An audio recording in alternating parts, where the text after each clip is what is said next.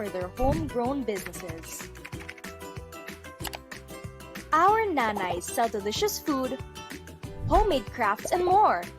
Every purchase helps uplift the family and the community. Bisita na!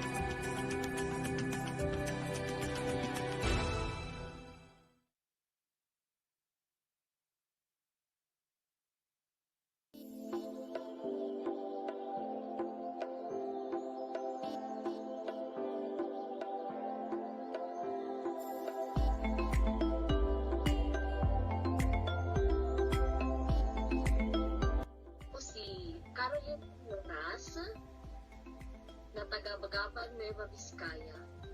Galing ako sa isang tribo ng Gadang dito sa Parastelis Mountain Province.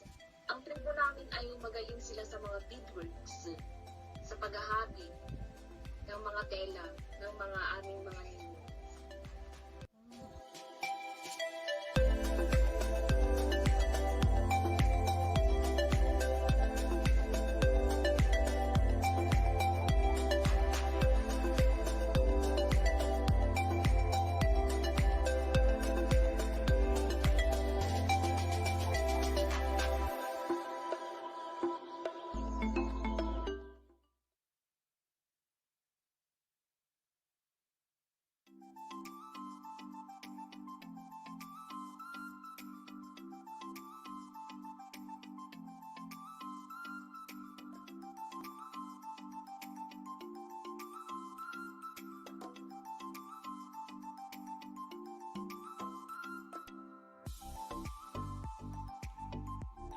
Ako po si Nanay Lea Mancera ng Daniel's Handicraft. Ang aming negosyo ay ang paggawa ng mga native handicraft baskets. Noong 2019, ang Daniel's Handicraft ay pinarangalan bilang 2019 City Micro Entrepreneurship Award, Regional Award for Luzon. Sobra pong naapektuhan ang aming negosyo simula nang nagka-pandemic. Kaya nagsara po ang aming mga sinusuplayan at nawala ng mga trabahong aming manggagawa. Marami pong salamat sa kasagana at sa iskaparate.com Sa malaking oportunidad na binigay sa amin, mas lalong nakilala ang aming negosyo at ang mga lokal na produkto sa online. Sa ngayon po, marami po kaming natutulungan ng mga manggagawa.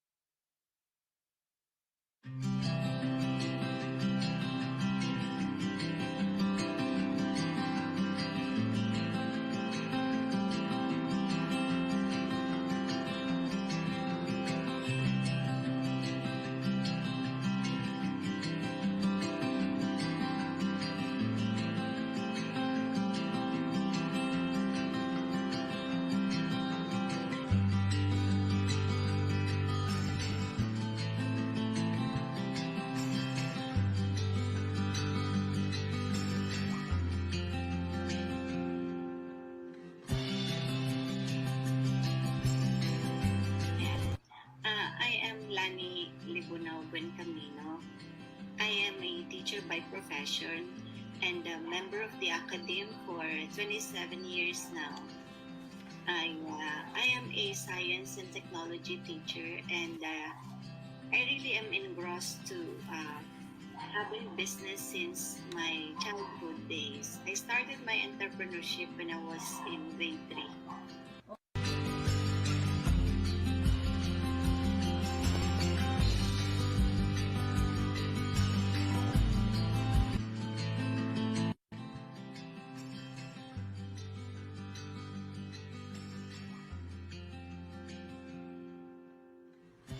Amidst downfall, then you consider yourself successful. So, siguro maipapayo ko na kung magsisimula ka magnegosyo,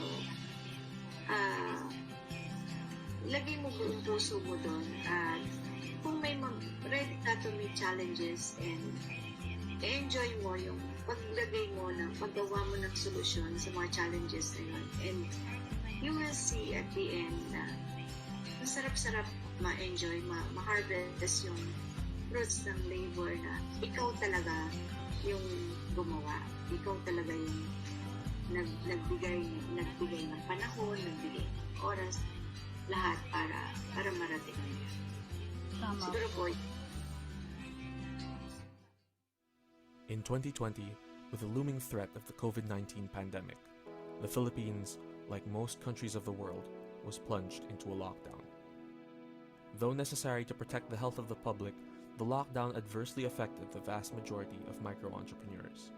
The biggest microfinance institutions in the country estimated that 9 million brick-and-mortar micro-enterprises, most of them women-led, had become invisible and inaccessible to buyers, and were therefore in danger of not surviving.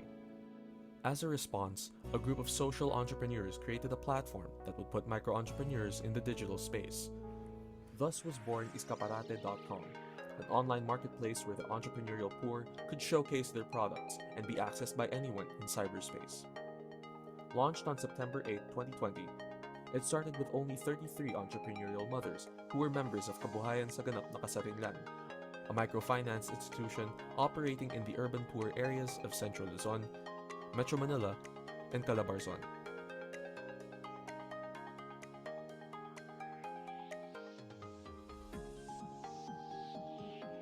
Na talagang gusto ko po ay magkaroon ng farm. Why not try mushroom farming? Natutuwa po talaga ako dahil naka-join ako sa Iskaparate kasi doon nag-start na mabuhay uli yung production area. Yung target market ko, naaabot niya na. Parang natutuwa po talaga ako.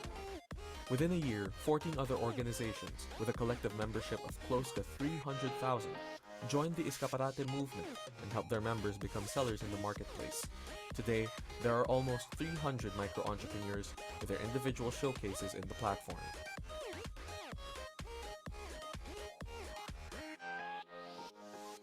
Iskaparate is an assisted platform where the seller is not left on their own, but is given access to online billing and payment services through PayMongo, online fulfillment support,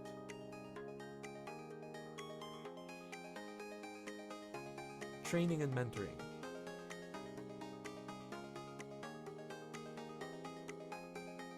digital market support, and online selling events in cooperation with other progressive organizations.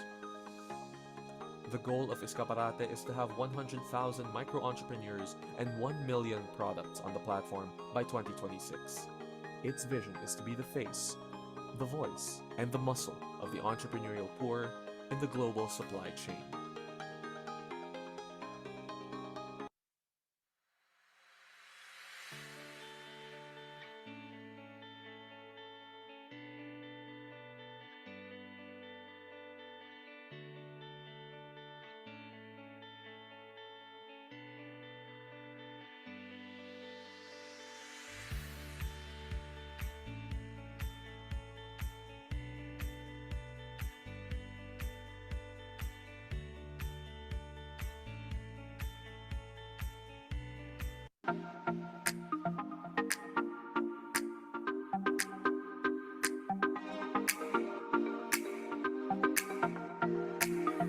Ano ho ba ibig sabihin ng food styling or nagpapaganda ng pagkain?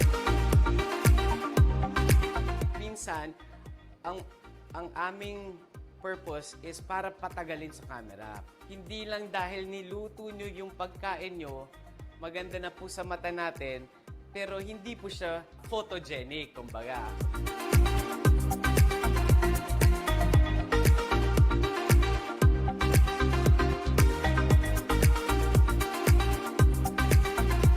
Unang-una, food styling, kailangan nyo syempre paintbrush. Ang pinaka-importante rin, tsane, yung ginagamit nyo po dyan sa mga eyebrows, kilay, yan. Meron ho kayong gunting, matalas na kutsilyo. Tong, yun lang, yung nag-umpisa po ako, ito lang karami ang dala ko.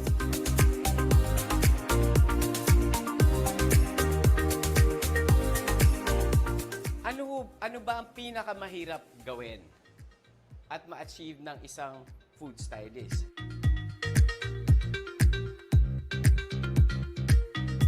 Kami mga food stylists, ang goal namin, ang top, is paano makagawa ng ice cream at hindi matunaw sa harap ng mainit na ilaw.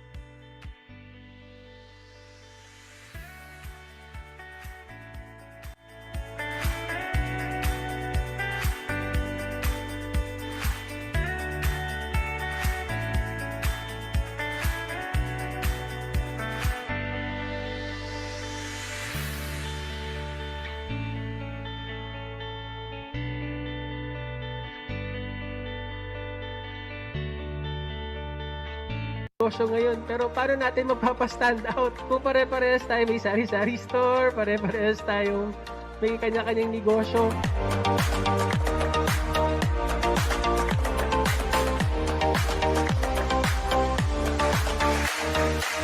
We'd like to thank Manila JCs for making this project possible, especially for the PWDs. Actually, Iskaparate is here to help them have an online presence because being disabled, they don't have the capability to showcase their products. Sana sa pamamagitan ng pag-sign up natin sa Iskaparate, magkaroon ng pagbabagong ating mga buhay. May support system, may tutulong at tutulong po sa inyo.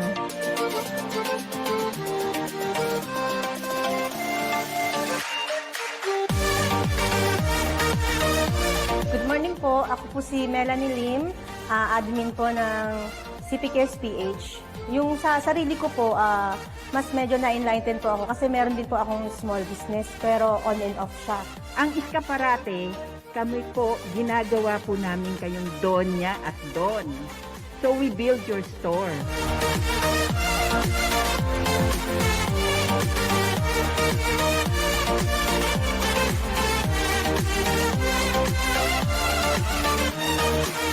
Sa pandemic, siguro, naniniwala ako na mahilig tayo gumawa ng paraan. And I was so impressed with this product, the wood burning like portrait, and he did not let his, being deaf and mute.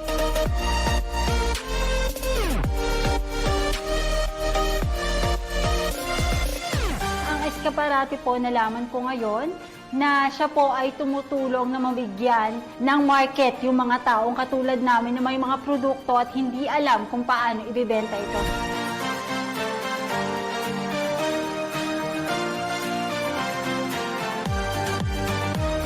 Number one, huwag kayong maniwala sa mga taong gusto kayo ibaba. Even if there is no sales after showcasing, do not despair because we are looking for some ways on how to help them. Sobrang nakakatuwa at ang dami kong natutunan. Ang alam lang natin na Iskaparate is yung lagayan ng mga gamit and everything. So meron palang Iskaparate in a form of online business. Yung paraan na naisip namin para ituloy yung passion. Mas lumakas po yung loob ko na magsimula po ulit ng paunti-unti. So, pwede pa tayo mag-improve, pwede pa tayong lumago, pwede pa talaga tayong makareach ng ating mga pangarap. Tandaan niyo po, kayo po ay mga taong pwede. Maraming salamat po talaga. At maraming salamat sa pagsali sa Iskaparate. Maraming salamat Manila JCs, Turf Carp, Kabahagi, CP Cares.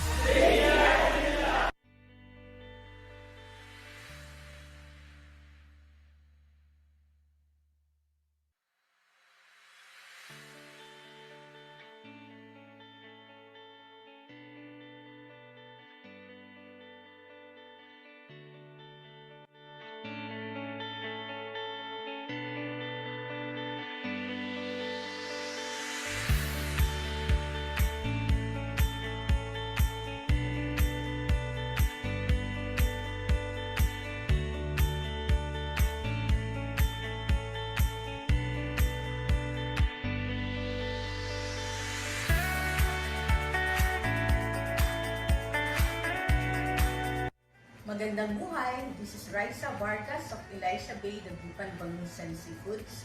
We are located in the Gupan City, which is known as the home of the world's tastiest bangus.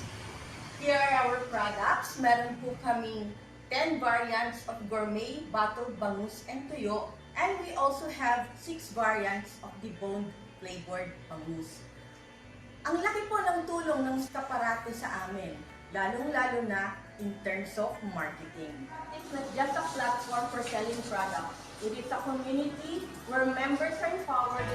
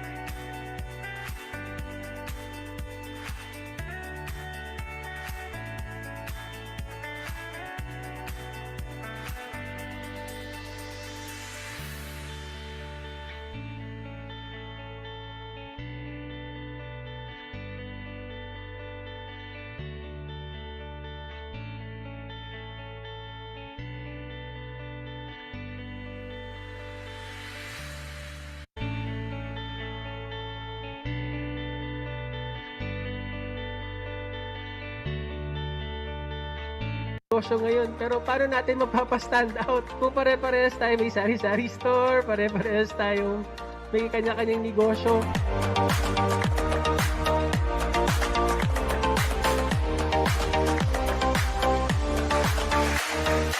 I would like to thank Manila JCs for making this project possible, especially for the PWDs. Actually, Iskaparate is here to help them have an online presence because being disabled, they don't have the capability to showcase their products. Sana sa pamamagitan ng pag-sign up natin sa Iskaparate, magkaroon ng pagbabagong ating mga buhay. May support system, may tutulong at tutulong po sa inyo.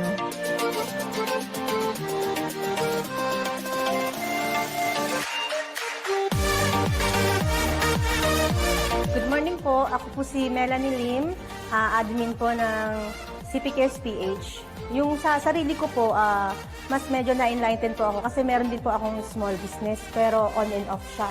Ang Iskaparate, kami po, ginagawa po namin kayong donya at don. So we build your store.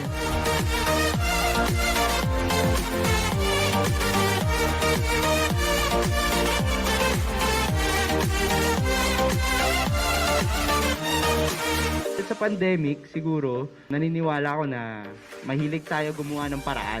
And I was so impressed with this product, the wood burning like portrait, and he did not let his, being deaf and mute.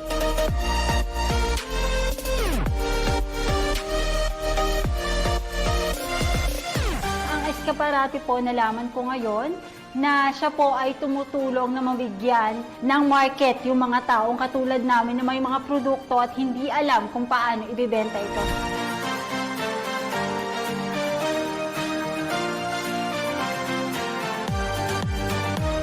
Number one, huwag kayong maniwala sa mga taong gusto kayo ibaba. Even if there is no sales after showcasing, do not despair because we are looking for some ways on how to help them. Sobrang nakakatuwa at ang dami kong natutunan. Ang alam lang natin na Iskaparate is yung lagayan ng mga gamit and everything.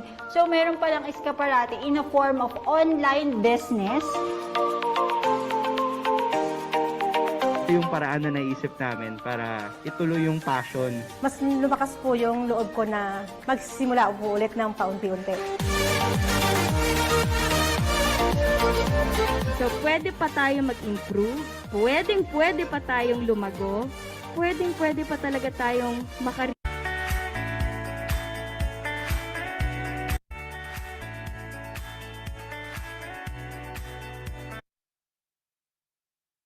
Ladies and gentlemen, before we begin the anniversary program, may we request for silence as we say our prayers.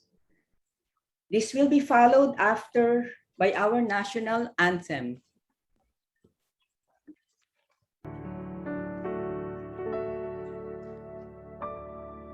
Lord, we thank you for giving us the opportunity to celebrate this wonderful occasion of the second-year anniversary of Iskaparate. We thank you for the past year where you guided us in times we needed you. We are grateful for each and every micro-entrepreneur that come our way, and may Iskaparate continue to be a source of inspiration for them to use their talents and skills to improve and start new products to the best of their abilities. We are thankful for the opportunities that our partner organizations give us, as well as opening Iskaparate to other organizations for their members to be part of the online platform. May we continue to have the strength, patience, and determination as we journey with the micro-entrepreneurs to achieve their dreams and plans for their small businesses as they find their way towards sustainability.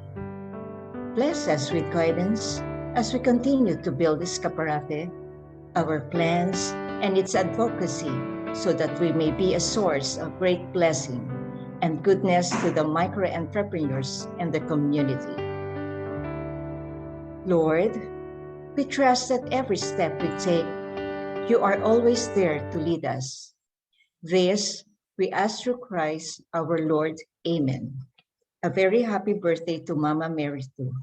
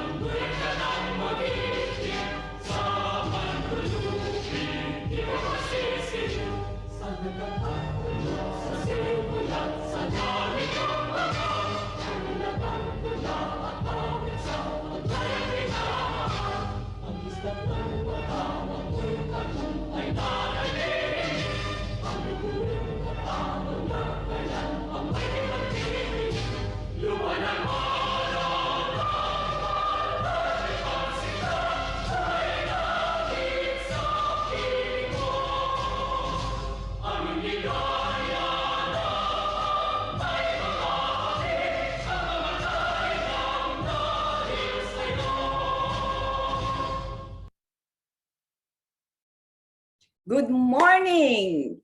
Welcome to Iskaparate's second year anniversary. I hope everyone is having a great week. I am your host, Josie Natividad. We are here to celebrate the effort of each one, the stakeholders, our partners, the micro-entrepreneurs, and the team. But the most important is we are here to know the breakthroughs of the past year. Is it the same when it was launched 2 years ago? Malalaman po natin yan sa ating principal founder and CEO. Ngunit kulang ata ang isang araw para maikwento niya sa atin ang mga nangyari nung 2 taon na nakalipas. Pero sisikapin niya po ito na masabi in just 15 minutes. Ang ating principal founder ay social entrepreneur by heart, pero 3 dekada siya naging commercial banker. He was past president of Management Association of the Philippines, dating pangulo ng Philippine Veterans Bank, CEO ng China Trust Bank Philippines, at dati rin siyang nagturo ng Strategic Management Program and Graduate Studies at the University of Asia and the Pacific. At isa siyang writer and book author. Mga kaibigan, let us all give a warm welcome to the principal founder and CEO of Iskaparate.com, Mr. Joey Bermudez. Maraming salamat, Jo. Paintulutan niyo po sana akong pumasok sa aking Iskaparate. A few seconds lang, pabalik po ako.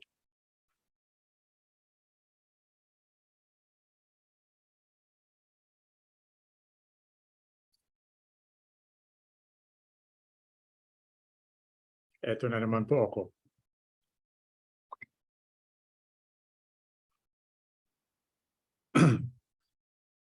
Madalas pong matanong sa akin, lalo na ng mga millennials at ng mga Generation Z. At importante ang tanong nila kasi sila ngayon ang 70% ng population natin. Kung ano pa yung ibig sabihin ng Iskaparate. Dahil yung salitang yan hindi familiar sa kanila na naging malawakan ang gamit niya nung aking generation. So let me spend a few seconds lang addressing myself to the millennials and the Gen Z. Iskaparate is nothing more than a showcase. No? Iskaparate is actually the Filipino version of the Spanish word escaparate, which in English means showcase.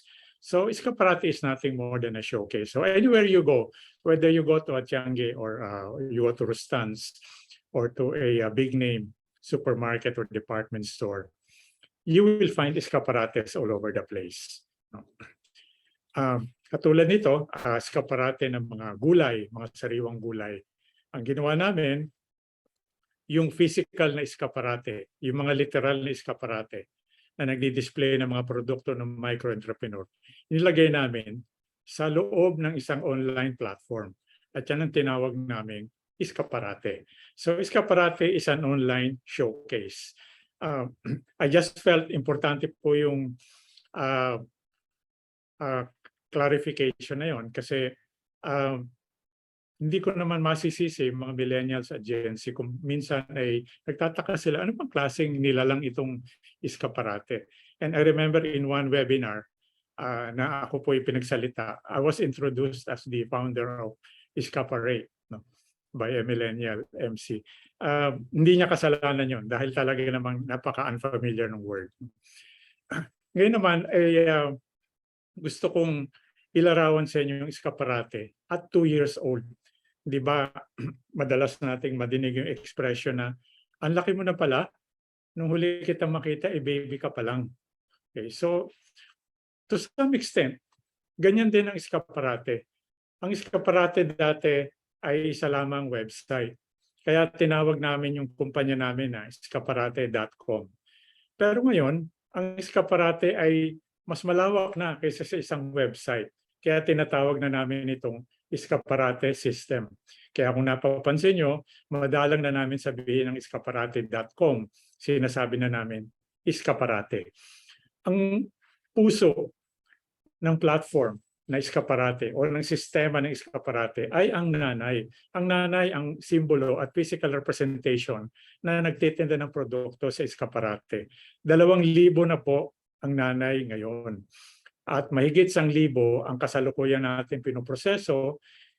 Tinitignan natin yung kanilang datos at kinikilala pa natin silang mabuti at kinikilatis bago natin sila ilagay sa Iskaparate at payagang maging bahagi ng mga regular Iskaparate sellers.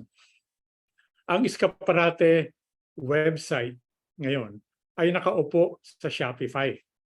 Nung tayo po ay mag-umpisa nung 2020, wala po tayo sa Shopify. Gumagamit po tayo ng isang website host na less powerful than Shopify.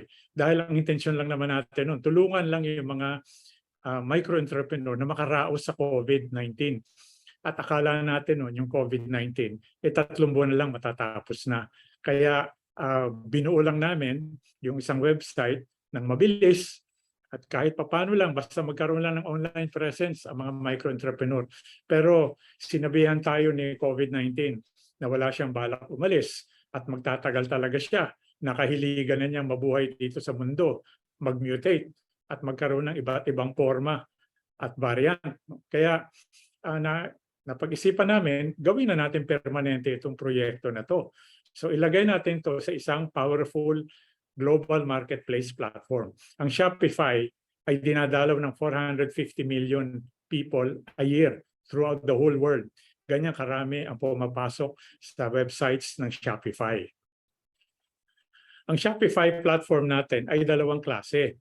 Kahit saang online marketplace kayo magpunta, mapapansin nyo, isang klase lang palagi ito. Merong catalog. Ito yung kung pumupunta kayo sa carousel, o pupunta kayo sa Etsy, yan ay mga catalog. Mapapansin nyo, pag kayo tumingin ng mga produkto dyan at gusto nyo nang bumili, kailangan nyo kausapin yung seller. Kailangan kayong mag-communicate. In other words, a conversation has to happen bago magkaroon ng transaksyon sa isang catalog. Ang pangalawang klase naman ay yung e-commerce. Yung e-commerce, maraming mga existing platforms ngayon na ginagawa yan. Kung nakikita nyo yung Shopee, Lazada, Amazon, yan ay mga e-commerce platforms. In other words, dyan sa platform na yan ay natatapos ang transaksyon nang hindi nag-uusap yung seller at saka yung buyer. Dahil yung buyer, pag nakakita ng produktong napupusuan niya, pwede na siya mag-click ng add to cart, pagkatapos mag-click ng checkout, pagkatapos magbayad at asahan niyang i-deliver na sa kanya ang produkto. Ang ating pong platform na iskaparate.com ay pareho. Meron itong catalog na siyang mas malaking bahagi ng buong plataforma natin at meron din ito isang maliit na e-commerce store na siya namang tumutugon doon sa mga pangangailangan ng mga customer natin na gusto nung transaksyon na walang conversation. No? Ayaw na nila nung makikipag-usap pa sa seller, gusto nila kumuha na sila ng produkto na agad-agad pwede na nilang mabili at mabayaran at magantay na lang sila ng delivery. Yung ating pong technology at content ay inaasikaso ng maraming tao. Yung pong Mint College, isa po itong paaralan ng mga very creative people, theater, film, creatives, arts, and design. Ang espesyalidad po ng paaralan nito ay Business, Arts, and Technology. Noong pong taong 2020, nakausap natin sila at nakita nila na nangangailangan ng tulong ng Iskaparate. Dahil kulang lang naman ng resources ng Iskaparate, hindi naman ito mayaman na kumpanya. Nakita nila na malaki ang magagawa nila para ma-improve yung ating itsura at saka yung ating logo at para bigyan ng sigla yung buong website. Kaya tinulungan nila tayo noon, hindi naman tayo nagbayad. Talagang kanilang advocacy lang na tumulong. Kaya yung mga nakikita niyong graphics ngayon sa ating website, yung logo, yung color scheme, yung buong branding, gawa po yan ng Mint College. At sa kasalukuyan, tinutulungan na naman nila tayo na buuin yung mga community malls. Yung konsepto ng community malls, tatalakayin ko sa inyo mamaya. Meron din tayong in-house graphics team. Siyempre, hindi naman ito mga professional, pero nakakaintindi rin ito ng konting graphics at nakakabuo din naman ng kinakailangan nating ilagay sa ating mga Facebook ads at Instagram ads o yung ibang content na kailangan nating ilagay sa website mismo. Ang concept machine ay ang ating website developer. Sila po yung tumulong sa atin para mailipat yung ating website from where it was before March of this year to Shopify. Sila po yung naglagay ng bells and whistles, naglagay ng struktura at naglagay ng format ng ating website. Yung True Logic Incorporated, isa pong kumpanya sa Pilipinas na dalubhasa sa search engine optimization, ay atin ding katuwang. Bilang isang website, kailangan pagbutihin natin yung ating pagbuo o paglagay ng mga termino at mga salita sa website para tayo ay magrango doon sa tinatawag nilang organic search. Dahil tatlong klase po ang mga pumupunta sa website. Isa, yung naghahanap ng produkto, wala siyang kilalang tao o wala siyang kilalang tindahan, itatype lang niya yung isang salita doon sa search para mahanap niya yung produktong hinahanap niya. Isa naman, yung alam na niya kung sino yung tindera hinahanap niya at produkto, yun ang kanyang hahanapin. Diretso siya, yun ang direct search. At yung isa naman, nakabasa ng ads sa social media at nag-click ng link at napunta sa website. Yung organic search ay napaka-powerful na source niyan ng transaksyon sa lahat ng mga online marketplaces. Kaya minabuti natin na gumamit ng professional help para yung ating organic search ay mag-improve ng husto. Yung Retail Gate Technologies ay kasalukuyan natin kinakausap ngayon upang tulungan tayo na pagandahin at gawing world-class yung ating catalog. Dahil ang Iskaparate, by and large, is a catalog. Meron tayong e-commerce platform, pero ang ating main business at main advocacy ay catalog. Ano naman po ang nangyayari sa back-end, sa likuran ng ating website, payment and fulfillment? Yung mahawak po ng payment processing natin na isang kumpanya, tinatawag na PayMongo. Ang PayMongo po ay isang financial technology company. Isa sa mga pinakamabilis na lumalaki ngayon. Meron pong investment dyan ang isang global company tinatawag na Stripe at meron din pong investment dyan yung founder ng PayPal na si Peter Thiel. Katuwang din po natin ang isang app na ngayon ay mabilis lumalaki at lumalago, ang tinatawag na Chat Genie. Ang ginagawa po ng Chat Genie ay inililipat niya yung kapabilidad ng website na tapusin ang isang transaksyon. Inililipat niya ito sa communication medium or app. Minsan sa Messenger pa lang, pwede ka na mag-check out at pwede ka na magbayad nang hindi ka na bumabalik sa website ng Iskaparate. Mas mabilis matapos ang transaksyon, mas convenient para sa customer. Ginagamit din po natin ang Lalamove, ang Grab at iba pa mga fulfillment companies para may deliver ang mga produkto ng mga nanay. At meron din po tayong in-house fulfillment team. Kailangan natin yan para meron tayong backup just in case mag-fail yung mga ginagamit nating fulfillment companies. At least meron tayong fallback para hindi naman mapahiya tayo sa customer. Hindi enough na meron kang website. Kailangan ipaalam mo yan sa buong mundo. Kailangan palawakin mo ang awareness ng mga tao tungkol sa iyong website. Kaya kailangan mong mag-ingay sa social media. Kaya meron tayong social media assets. Ang ating communication media, meron tayong Facebook page, meron tayong Instagram. Yung ating Facebook at Instagram combined ay meron pong followership na mahigit na 5,000. Bago lang po yan, pero mabilis lumalaki ang followership. Meron din tayong presence sa LinkedIn as Iskaparate. Meron din tayong presence sa YouTube as Iskaparate. At very soon, baka next week po, o baka sa loob ng mga darating na ilang araw, makita na tayo ng mga tao sa dashboard ng GCash. Kung nalalaman niyo po nadidinig niyo yung G-Life, yan po ang e-commerce marketplace ng GCash. Ang GCash po ay may 60 million subscribers. Kaya yung mga subscribers nila kung gusto mag-shopping, pupunta lang sila doon sa icon ng G-Life at doon makikita nila iba't ibang klaseng mga kumpanya na pwede nilang i-click para makapag-shopping sila. Masasali na po tayo dyan. Sa loob lamang ng ilang araw, mangyayari po yan. Ngayon, ang malaking parte po ng negosyo natin ay yung pakikipag-ugnayan natin sa mga organisasyon. Kung wala sila, wala pong Iskaparate. Kaya nag-umpisa ang Iskaparate dahil sa panawagan ng mga organisasyon, ng mga microfinance institutions na tumulong tayo dahil namamatay na yung kanilang mga kliyente ng mga micro-enterprises. Ito po yung mga pangunahing organisasyon na nakakatuwang natin. Yung K-Co-op, ito yung Kabuhayan sa Ganap na Kasarilan Credit and Savings Cooperative. Sila ang una nating nakapartner.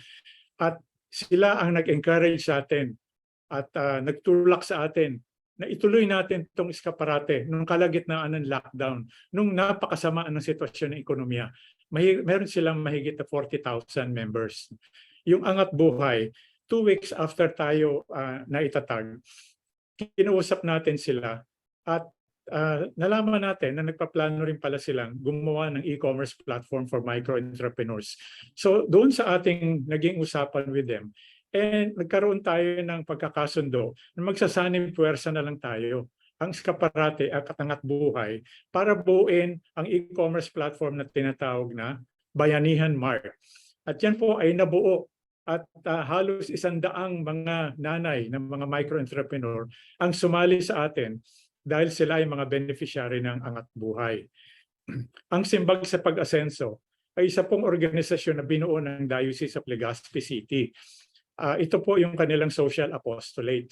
Ang ibig sabihin ng Simbag sa Bicolano ay answer. Itong kanilang tugon sa mga katanungan ng kahirapan, sa mga problema ng kahirapan, ng kakulangan. Okay, so mahigit 70,000 ang kanilang mga miyembro at napakarami na nilang nailagay na produkto at mga nanay sa Iskaparate. Ang tulay sa pag-unlad, kailan lang mga few months ago nakausap natin at kinumbinsi natin na dalhin din ang kanilang mga micro-entrepreneurs sa Iskaparate. At sila naman ay pumayag at nakipagtulungan sa atin. Kaya ngayon napakarami ng mga beneficiaries at members or borrowers ng tulay sa pag-unlad na kasali na natin ngayon sa Iskaparate. Yung samahan ng mga nagkakaisang pantawid pamilya or SNPP, itong organisasyon ng mga tao na tumatanggap ng 4Ps na mga benepisyo. Ito yung mga nanay na nagpasya na hindi pwedeng aasa lang tayo dito sa ayuda na 4Ps. Kailangan magnegosyo tayo. Gumawa tayo ng enterprise at sumali tayo sa Iskaparate. Ngayon, kasali natin sila at ang kanilang mga ibang produkto, isa sa mga pinakamabilis na mabili sa Iskaparate. At bukod sa mga pangunahing organisasyon na to, meron pang 24 na kasali natin. Kung susumahin mo lahat-lahat ng mga miyembro ng mga organisasyon na to, siguro aabot tayo ng 500,000. Hindi ko na po binibilang dyan yung mga followers ng Angat Buhay Movement dahil ang mga sumusunod naman po sa Angat Buhay ay hindi nila tinatawag pang miyembro ngayon, kundi mga advocates, mga katuwang ng movement. At ang Angat Buhay sa pagkakaasa, kung inyong nalalaman, ay naging foundation na ngayon. At nagkakaroon na siya ng mga very specific projects. Of course, nung pang mga panahon na programa siya sa ilalim ng Office of the Vice President, marami na siyang programa, pero ngayon ay nagiging mas matatag at mas malawak ang kanilang naaabot dahil kinoconkretize na nila yung mga programa at binibigyan nila ng implementing mechanisms. Ngayon, yung mga nanay, na-realize natin somewhere along the way, kailangan pala nila ng tulong. Napakadaling sabihin sa mga nanay na mag-online kayo para malampasan nyo itong COVID, para gumanda ang sitwasyon ninyo. Madali yung sabihin yan Pero kaya ba ng mga nanay gumawa ng store content? Kaya ba nila mag-onboard? O natatakot sila sa teknolohiya? Natatakot sila na pag mali ang pinindot nila magkakagulo? O natatakot sila na wala silang oras na gawin yung gusto natin paggawa sa kanila. Kaya bumuo tayo ng capacity building arm. Itong Gabay Iskaparate. Alam niyo itong Gabay Iskaparate, nabuo lang to last year pagkatapos ng aming first anniversary. Marami ang mga nanood at nakinig sa ating programa at pagkatapos na nagtawagan sila sa amin. Sabi nila, pwede ba akong maging mentor? Pwede ba ako maging trainer ng iyong mga nanay? Dahil maganda yung ginagawa ninyo, gusto ko rin makatulong. Ngayon po meron na tayong 20 active mentors sa Gabay Iskaparate. Yan ang tinawag natin sa ating training academy. Yan po puro volunteer yan. Nagsisilbi yan ng libre, walang sweldo. Pero kahit kailan mo sila tawagin para ipamahagi yung kanilang expertise at kaalaman at experience, nandiyan kaagad sila. Minsan sila pa nagbo-volunteer. Ngayon, kung tatanggapin po natin lahat ng mga nagbo-volunteer, mahigit po sa 20 yan. Baka umabot tayo ng 50 na mga volunteer. Ganun karami ang mga tao sa Pilipinas na may busilak na puso at gustong tumulong. So, last year lang po yan. So, wala pang 1 taon na mag-umpisa ang Gabay Iskaparate. Pero sa loob ng 11 buwan, 34 sessions na ang ginawa. Parang 3 session bawat buwan. So, o mahigit 3 session bawat buwan. At ang nakasali na rito, nakilahok na, 5,544 participants. At dito sa endeavor na to, nagagalak tayo na naging katuwang natin ang kapartner ang 2 institusyon na napakahalaga sa atin. Yung isa ay yung Global MSME Academy ng Philippine Trade Training Center ng Department of Trade and Industry na pinamumunuan ni Executive Director Nelly Nita Dillera at ni Deputy Director Fe Hoxon Avila. Napakalaking tulong po nila sa atin. Napakaraming natututuhan ng mga nanay ng Iskaparate at mga ibang micro-entrepreneur pa ng ibang organisasyon pag ma-attend sa mga programa nila. At nakakatulong din po natin ang University of Santo Tomas. Yung pong mga dekampanilyang doktor sa cardiology, sa respiratory ailments, sa mental illnesses, sa depression, nagsasalita po sila sa mga nanay ng Iskaparate. Yung kanilang oras na pwede naman nilang gamitin para kumita ng malaki habang nagagamot ng mga pasyente dahil sila mga mamahaling doktor na, ginagamit nila pag Sabado para turuan ang ating mga nanay kung paano panatilihin ang kanilang kalusugan. Dahil alam naman natin, mga one-woman operation yan, pag sila nagkasakit, itigil ang negosyo. Ganyang kahalaga sa atin ang University of Santo Tomas Hospital o College of Medicine. Nagkaroon din po tayo ng programa na Adapt a Nanay. Nangyari ito dahil sa encouragement ng Philippine Business for Social Progress. Last year, kinausap nila tayo. Sabi nila, gusto namin yung ginagawa nyo. Pwede ba namin kayong bigyan ng grant katulong yung aming isang partner organization na Give to Asia na nasa Amerika para pondohan namin yung paglipat ng mga nanay from the old website to the new website. At pondohan din namin yung iba yung training program, bigyan din namin yung mga nanay ng airtime load para sila pwede mag-login sa Zoom at kung kinakailangan gumastos sila for data, meron silang pera. Ginawa po yan ng PBSP. At dahil sa encouragement na yan, nilawakan natin ang programa. Gumawa tayo ng programa na tinatawag na Adapt na Nanay kung saan ang mga nagkaka-interest, whether here or abroad, na umampon ng isang nanay para matulungan itong nanay na to na manatili sa website ng Iskaparate for the next 3 years nang hindi nagbabayad ng kahit ano at matrain ng libre. Magbigay ng kaunting halaga, 5,000 pesos po bawat nanay para mag-adapt. At simula nung umpisa natin itong programa, tahimik lang naman po ito, hindi natin ito ina-advertise. Nagkaroon na tayo ng 49 adapters, 1/3 po niyan mga galing sa ibang bansa. Mga Pilipino na tinitingnan lang tayo, na nakikita nila ano yung ginagawa natin, nababasa nila, at sabi nila, ako rin, gusto kong tumulong. At 65 na po ng mga nanay ang naging beneficiary ng Adapt a Nanay program. Ngayon ay tutungo naman po ako doon sa pinaka-importanting issue o subject na gusto kong ilahad sa inyo ngayon. Ito po ang subject ng community mall. Yung community mall ay isang konsepto na inumpisahan natin. At malamang in the long run, yan na magbubukod sa atin sa mga ibang online marketplace. Ano ba ang konsepto ng community mall? Ang community mall ay isang pagtitipon-tipon ng mga taong may common aspiration. Meron silang malakas na paniwala sa kung anumang bagay. At yun ang nagbubuklod sa kanila as an organization. At dahil doon, gusto nilang suportahan ang kanilang mga kapwa, believer at advocates nung kung ano man yung paniwala nila o ano man yung kanilang cause o advocacy.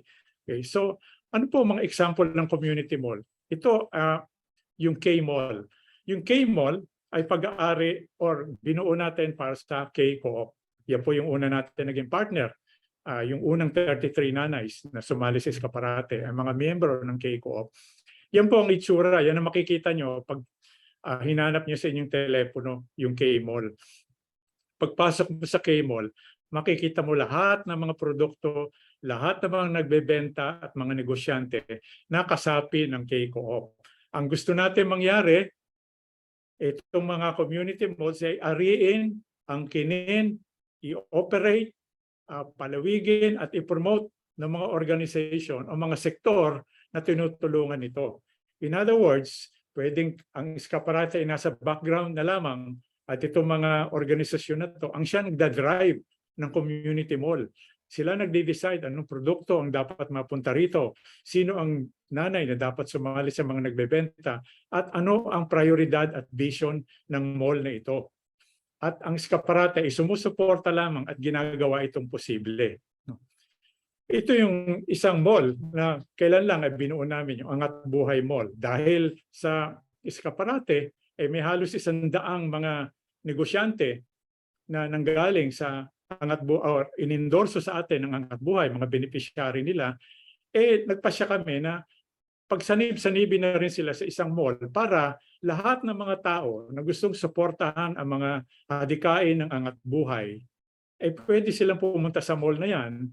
At yung mall na yan ay maging isang medium na rin at isang venue para sila mag-interact, para sila magkasama-sama, para sila mag-usap-usap, at for them to actualize their support for the advocacy sa Pangat Buhay Mall by supporting the beneficiaries of Pangat Buhay, the entrepreneurs who belong to the Angat Buhay movement. Yung Simbag Mall, binuo natin para sa Simbag sa pag-asenso. Yung Simbag Mall, karamihan ng mga miyembro ay mga Bicolano. No? Kaya yan ay isa sa mga unique characteristics nitong grupo ng mga sellers na to. At napaka-active nito. Ito yung ino-operate ng Diocese of Legazpi City na pinamumunuan ni Father Jovic Lobrigo. At sa kasalukuyan, nag-uusap na kami ng Simbag Mall. Nagpaplano kami sa November. Magkaroon kami ng 4 na live selling sessions every Wednesday. Alam niyo namang usong-uso ngayon yung live selling at napakaangkop ng live selling para sa mga produkto ng ating mga nanay. Binubuo na po natin yan. Isa sa mga magiging pangunahing proyekto yan ng ating community mall. Itong tulay sa pag-unlad, dahil sa dami na miyembro nila, pumayag sila na bumuo tayo ng ganitong klaseng mall. Kahapon ay nakipagpulong kami sa tulay sa pag-unlad at sinabi nila sa amin, dahil napaka-interesado sila sa mall na to, gumawa sila ng design ng kanilang landing page. Gumawa sila ng design ng logo ng kanilang community mall. Gusto nila itong tawagin na Sambayanihan Store. Okay, so gagawin natin yan. The moment na finalize na natin yan. At tinutulungan din tayo rito nung Mint College. Nakasali sila sa pulong natin kahapon. Ito naman ang isang mall, community mall, na binubuo natin. Hindi dahil sa isang organisasyon, kundi dahil sa isang sektor. Nag-umpisa ang interest natin na buuin ng mall na ito nung tayo nakipagtulungan sa Manila JCs para isali sa Iskaparate ang maraming PWD. Sa kasalukuyan, ang mga PWD na nagbebenta ng produkto nila sa Iskaparate ay siguro nasa mga 25 hanggang 30. Pinagsasama-sama natin sila lahat dyan sa PWD Mall. Ang tawag natin dyan, pwede. Dahil ang kanilang slogan, walang hindi pwede sa amin. Okay? Kaya sinali natin sila dyan dahil gusto natin lahat ng mga gustong tumulong sa PWD na umangat sa lipunan sila ay pwedeng ipatronize yung mga negosyo at mga produkto ng mga PWD. Ito pong sector na to, malaki ito sa Pilipinas. Siguro halos 1.5 million ang mga PWD. Kung bawat isa sa kanila ay may 3 mahal sa buhay o miyembro ng kanilang pamilya. Can you imagine 4.5 million people ang sa bawat araw-araw laman ng isip nila ay yung sitwasyon ng kanilang kamag-anak ni PWD at kung paano makakatulong. What if we allow them to actualize this desire to help by helping in very concrete ways dun sa Pwede Mall? Madalas ako matanong, ano ba ang distinction ninyo sa mga ibang online marketplaces? Yung kabuuan ng inyong mga produkto. Wala ba yung pinagkaiba sa mga existing online marketplaces na hindi ko na babanggitin ang pangalan? Sabi ko 3 bagay. At lahat yan ay masasabi naming unique characteristics ng Iskaparate dahil sa nanay. Dahil gawa ni nanay. Una, local. Lahat naman ng mga produkto ng mga nanay sa Iskaparate ay local. Hindi naman kami tumatanggap ng mga malalaking importer na bumibili ng mga consumer goods sa ibang bansa, dinadala rito at inilalagay nila sa mga online platforms. Nangyayari po yan ngayon, whether we admit it or not. Malaki natitipid nila dyan dahil imbis na magtayo sila ng stall sa Divisoria at umupa ng tao, nailalagay na lang nila sa online platforms. Wala po tayong mga ganyang sellers. Ang sellers natin, puro mga nanay, puro gawang lokal ang produkto. Homemade. Bakit homemade? Dahil wala namang mga malalaking pabrika itong mga nanay. Lahat ng produksyon nila nangyayari sa bahay. Sila lang, one-woman operation. Minsan, katulong yung asawa, minsan katulong yung anak. Pero ganun lang. Walang pinupuntahang warehouse o pabrika para doon gumawa ng kanilang produkto. Kaya homemade. And lastly, authentic. Ibig sabihin, tapat. Bakit authentic? Kasi nanay, gawa ni nanay. Ang simbolo at representasyon ng vendor platform, ng vendor network natin, ay yung nanay. Ngayon, kung ikaw ay nababalisa, nalilito ka, at nawawalan ka ng pag-asa, at hindi mo na alam kung kanino ka magtitiwala, at isang tao lang ang pwede mong pagtiwalaan, sino ang pagtitiwalaan mo? Di ba yung nanay mo? At pag sinabi ng nanay mo, anak, ginawa kita nitong pagkain na to, almusal mo. Alam mo, naginawa niya yon ng buong pagmamahal. Alam mo, naginawa niya yon ng buong katapatan, ng interest lamang niya. Mag-enjoy ka sa almusal mo, maging masaya ka, at maging malusog ka dahil doon. So, yan po ang mga nangyari sa loob ng nakaraang 12 buwan at marami pa po ang kailangan natin gawin sa iskaparate.com. Hindi po tapos ang ating trabaho. Kung dadalawin niyo po yung ating website 3 months from now, malaki ang pagkakaiba na makikita nyo dahil sa kasalukuyan namin ginagawa ngayon. Kaya ang aking suggestion at exhortation, patuloy niyo pong suportahan ng Iskaparate, parati niyong puntahan ang aming website. Kung gusto ninyo mag-adapt ng nanay, sabihan nyo kami. At kung gusto ninyo magturo sa mga nanay, sabihan nyo lang kami.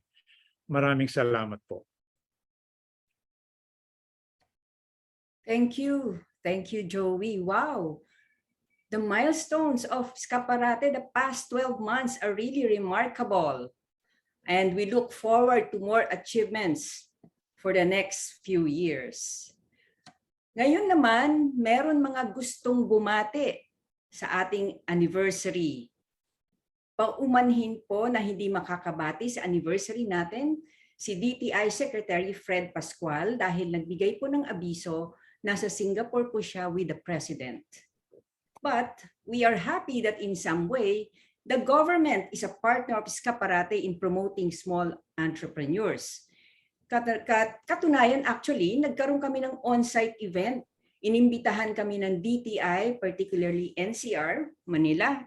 Doon po kami sa on-site event nang nagkaroon ng product exhibits ang mga micro-entrepreneurs at natulungan po namin silang makapasok sa Iskaparate platform. Another one is the Global MSME Academy, which is a Philippine Training Center of the DTI, has been helping us without interruption. Noong July lang, ang PTTC, GMEA, and Iskaparate signed an MOU to empower women entrepreneurs through training and producing leaders among their groups. Representing PTTC GMEA was Executive Director Nelly Dillera, and for Iskaparate is yours truly.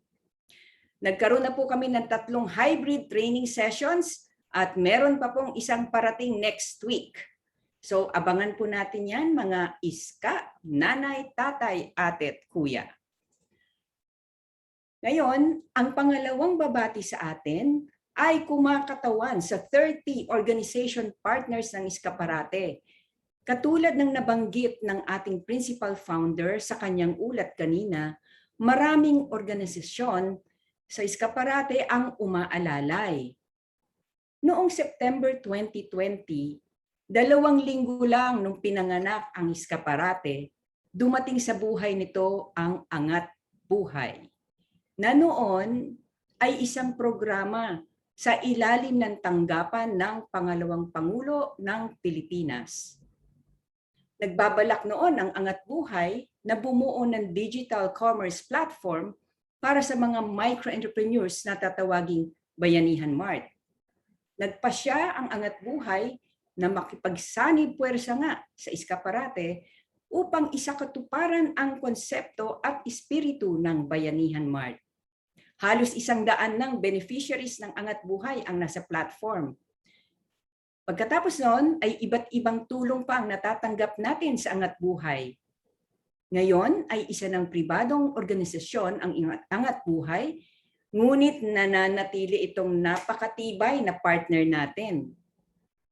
Sa umagang ito ay pinalad tayo na makapiling ang Angat Buhay founder na isa ng private citizen ngayon. Ladies and gentlemen, let us all give a warm welcome to Attorney Lenny Robredo. Hi, magandang umaga. Maraming salamat, Josie. Magandang umaga po sa inyong lahat. Ang aking pong pagbati sa 2nd year anniversary ng Iskaparate.com. At ang aking pasasalamat kay Joey saka the rest of the Iskaparate.com family for being such a huge blessing. Napakalaking blessing niyo po para sa amin. para sa amin na naglalayo na makatulong sa mga kababayan natin na merong kakulangan. Yung tulong nyo, hindi nyo siguro ngayon ma-imagine kung gaano siya kalaking biyaya para sa amin lahat. Kasi nung nagkaroon ng pandemic, sobrang bilis nyo. Sobrang bilis nyo na mag-isip ng paraan kung paano makakatulong. And yung provide nyo the platform, yun yung hindi namin kayang gawin.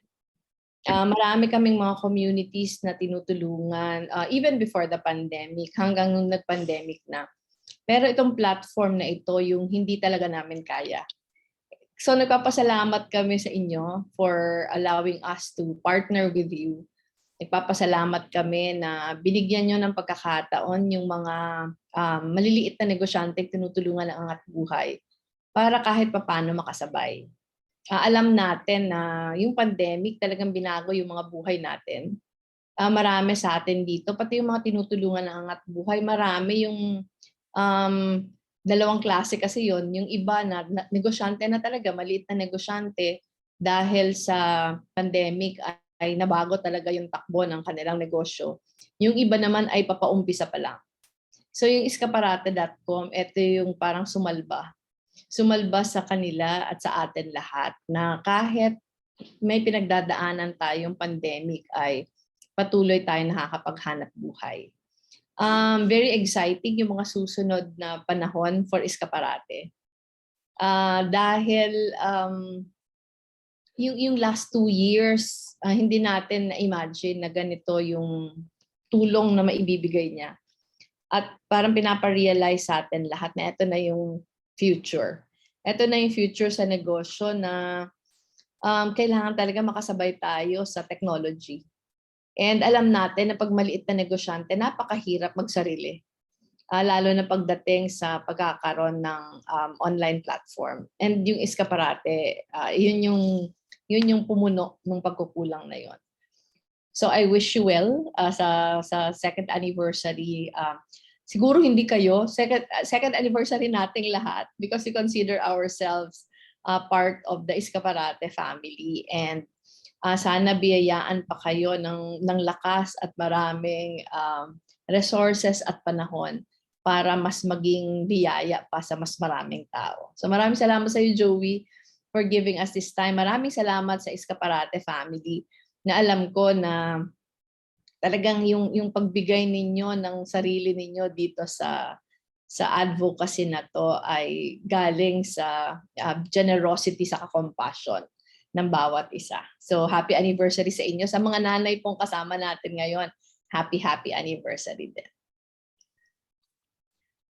Thank you so much, Attorney Lenny. Nako, tuwang-tuwa po yung mga, lalo na yung mga ibang nasan dito ngayon, Angat Buhay, na on board na namin sa Iskaparate.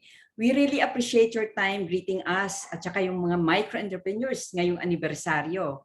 And we are really looking forward to having more Angat Buhay micro-entrepreneurs on Iskaparate. Ma'am, we would also like to congratulate you for having been selected as the Hauser Leader of the Harvard Kennedy School Center for Public Leadership. More power to you, Attorney Lenny Robredo.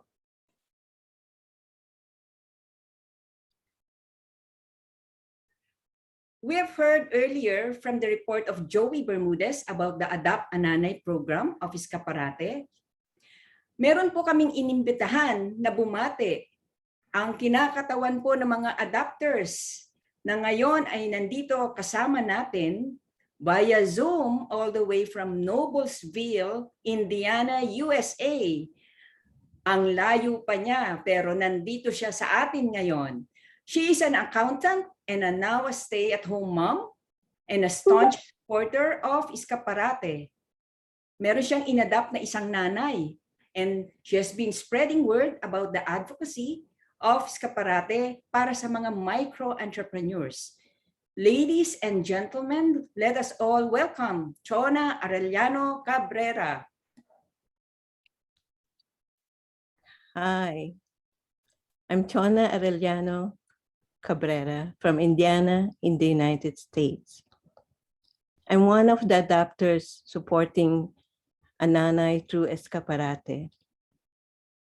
I chose to be an adapter because I believe in the platform Iskaparate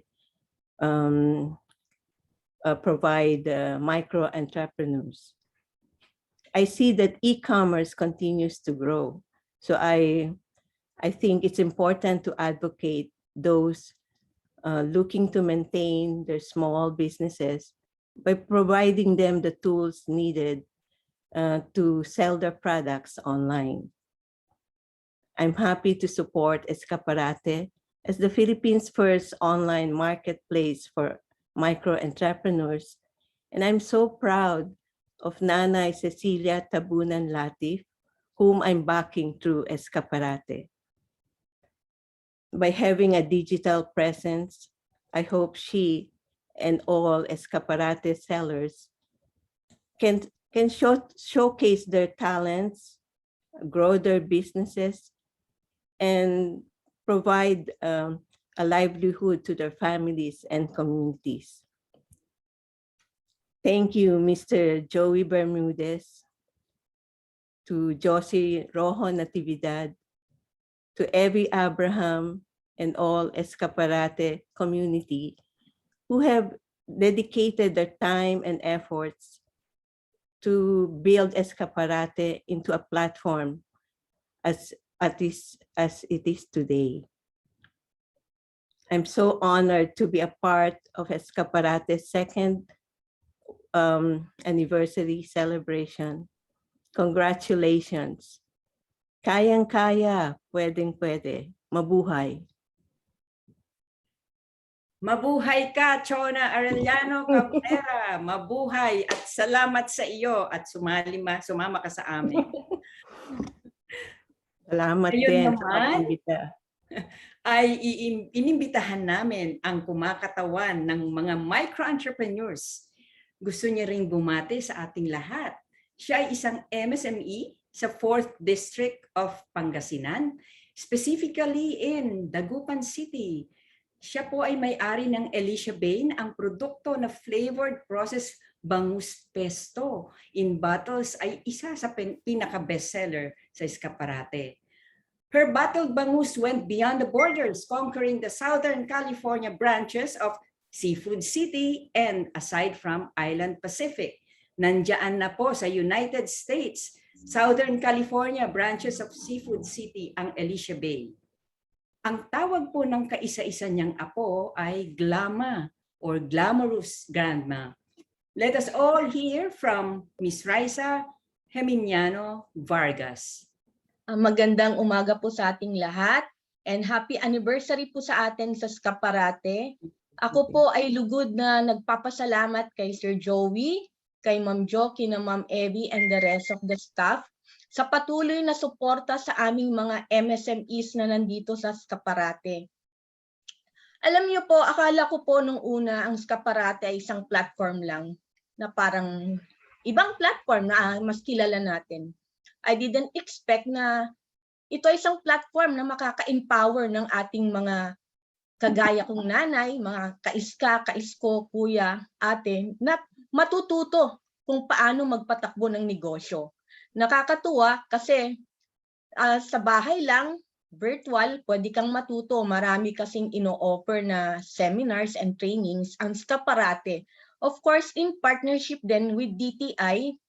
And sa amin naman dito sa Pangasinan, nakakatulong din sa amin. I-mention ko lang po ha, nakatulong din po sa amin si Congressman Tof de Venecia. Siya po ang nag-link sa amin sa Iskaparate, ang mga MSMEs ng District 4. And of course, salamat din po sa DOST and Department of Agriculture. Pero yun nga po, ibang-ibang Iskaparate dahil nare-recognize po nila na napakahirap ng buhay ng negosyante na maliit ka lang ng isang micro-entrepreneur. At na-recognize po nila na hindi lahat po makaka-afford na sumali sa isang platform. At ito po ay tinutugunan nila. Kaya sana po magkaroon pa po ng maraming nanay, tatay na matulungan ng Iskaparate. And dito nga po sa amin, hanggang ngayon, continuous po yung pag-invite ko na sumama para maranasan din nila kung paano bang maging miyembro ng Iskaparate. So, thank you po ulit, and I hope and I pray na forever po yung ating pagsasama sa Iskaparate. Happy 2nd anniversary po sa ating lahat. Thank you so much, Raisa, for trusting Iskaparate.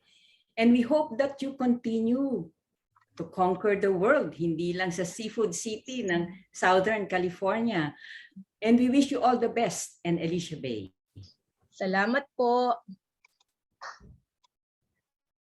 One of those who was invited last year on our first anniversary ng Iskaparate by Joey Bermudez is a lady whom I have known for 19 years, having been co-workers in a bank at one time.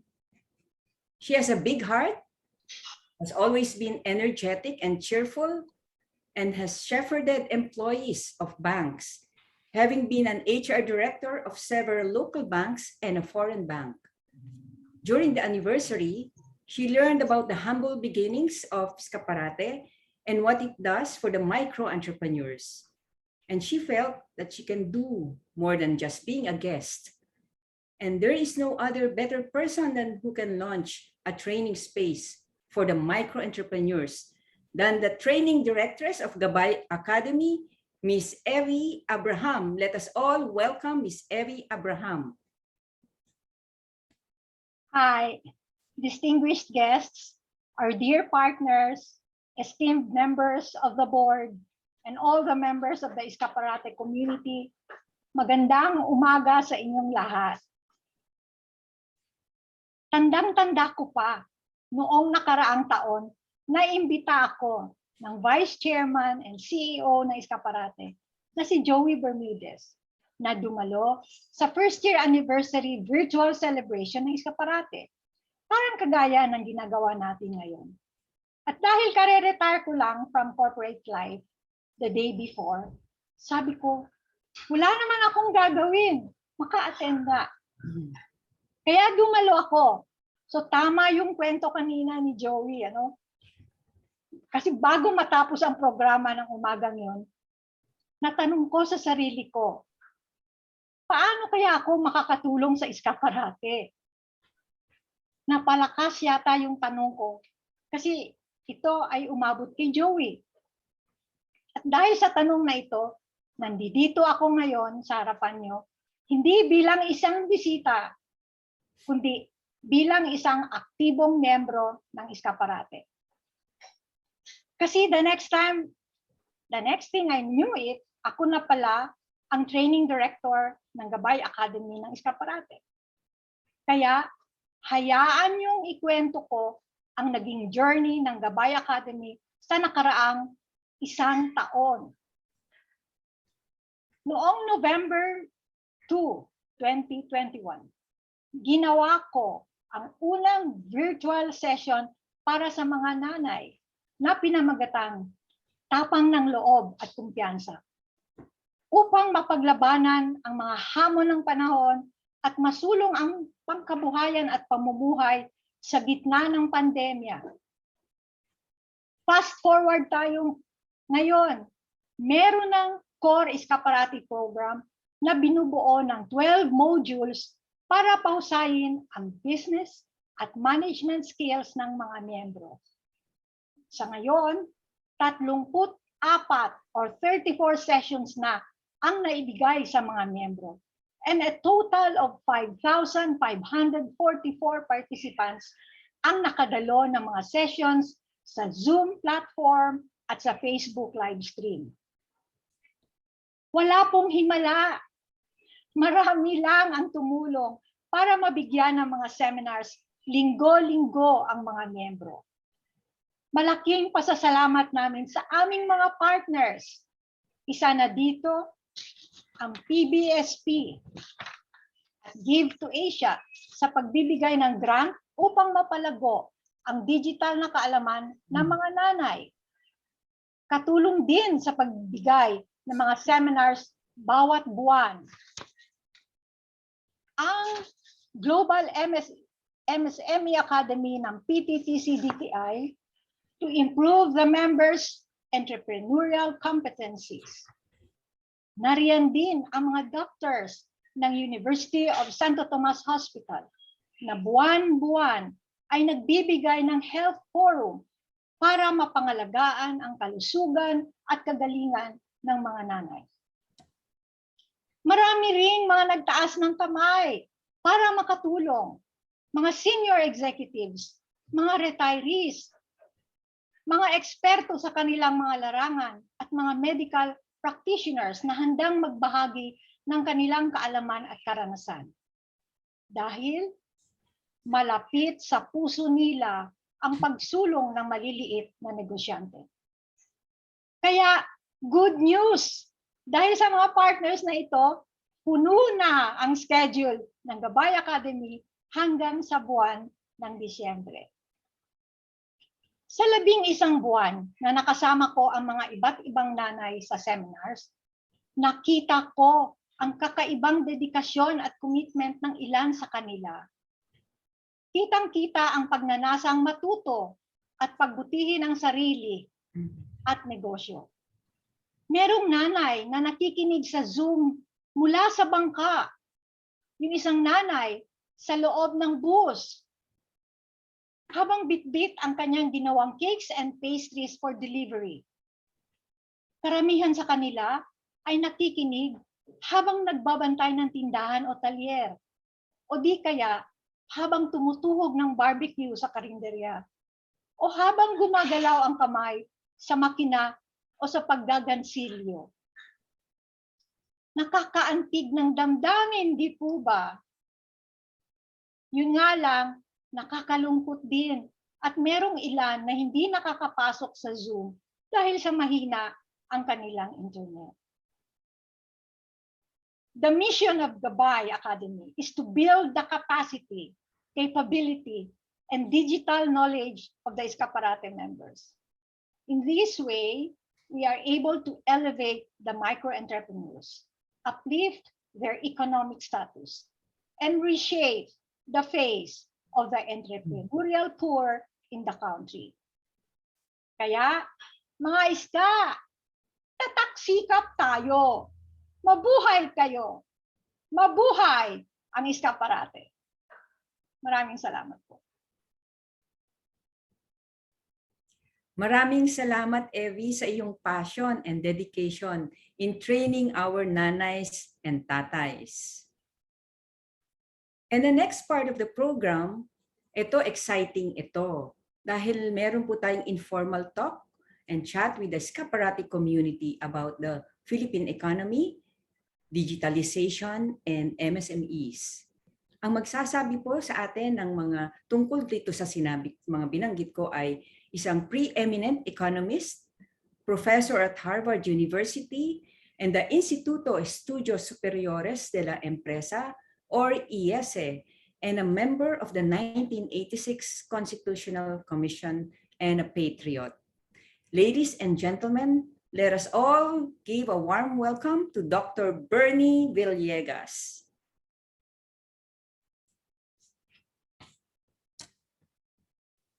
Maraming salamat, Josie.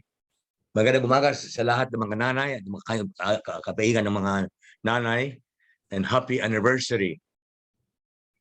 Alam niyo, ngayon, malaki ang crisis, hindi lang sa Pilipinas, pero all over the world.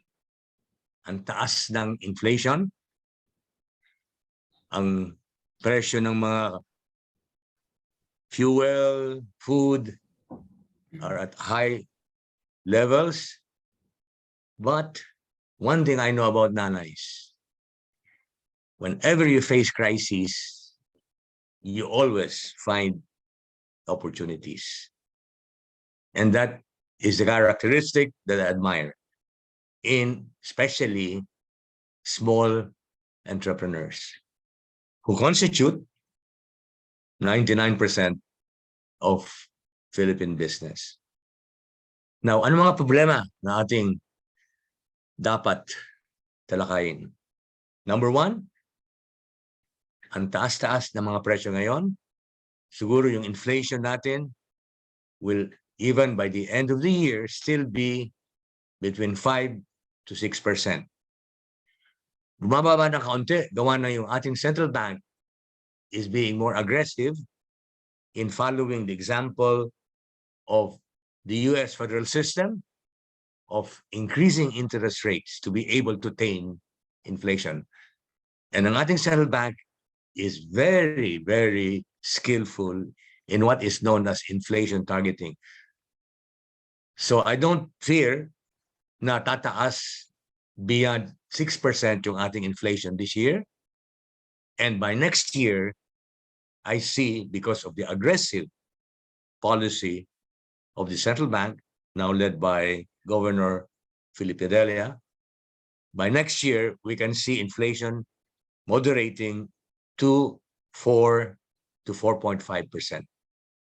Hindi pa at the level that the central bank wants it to be at 3 to 4%, but definitely we will not have the inflation rates that you see in the US, 8, 9, 10%, and in Europe.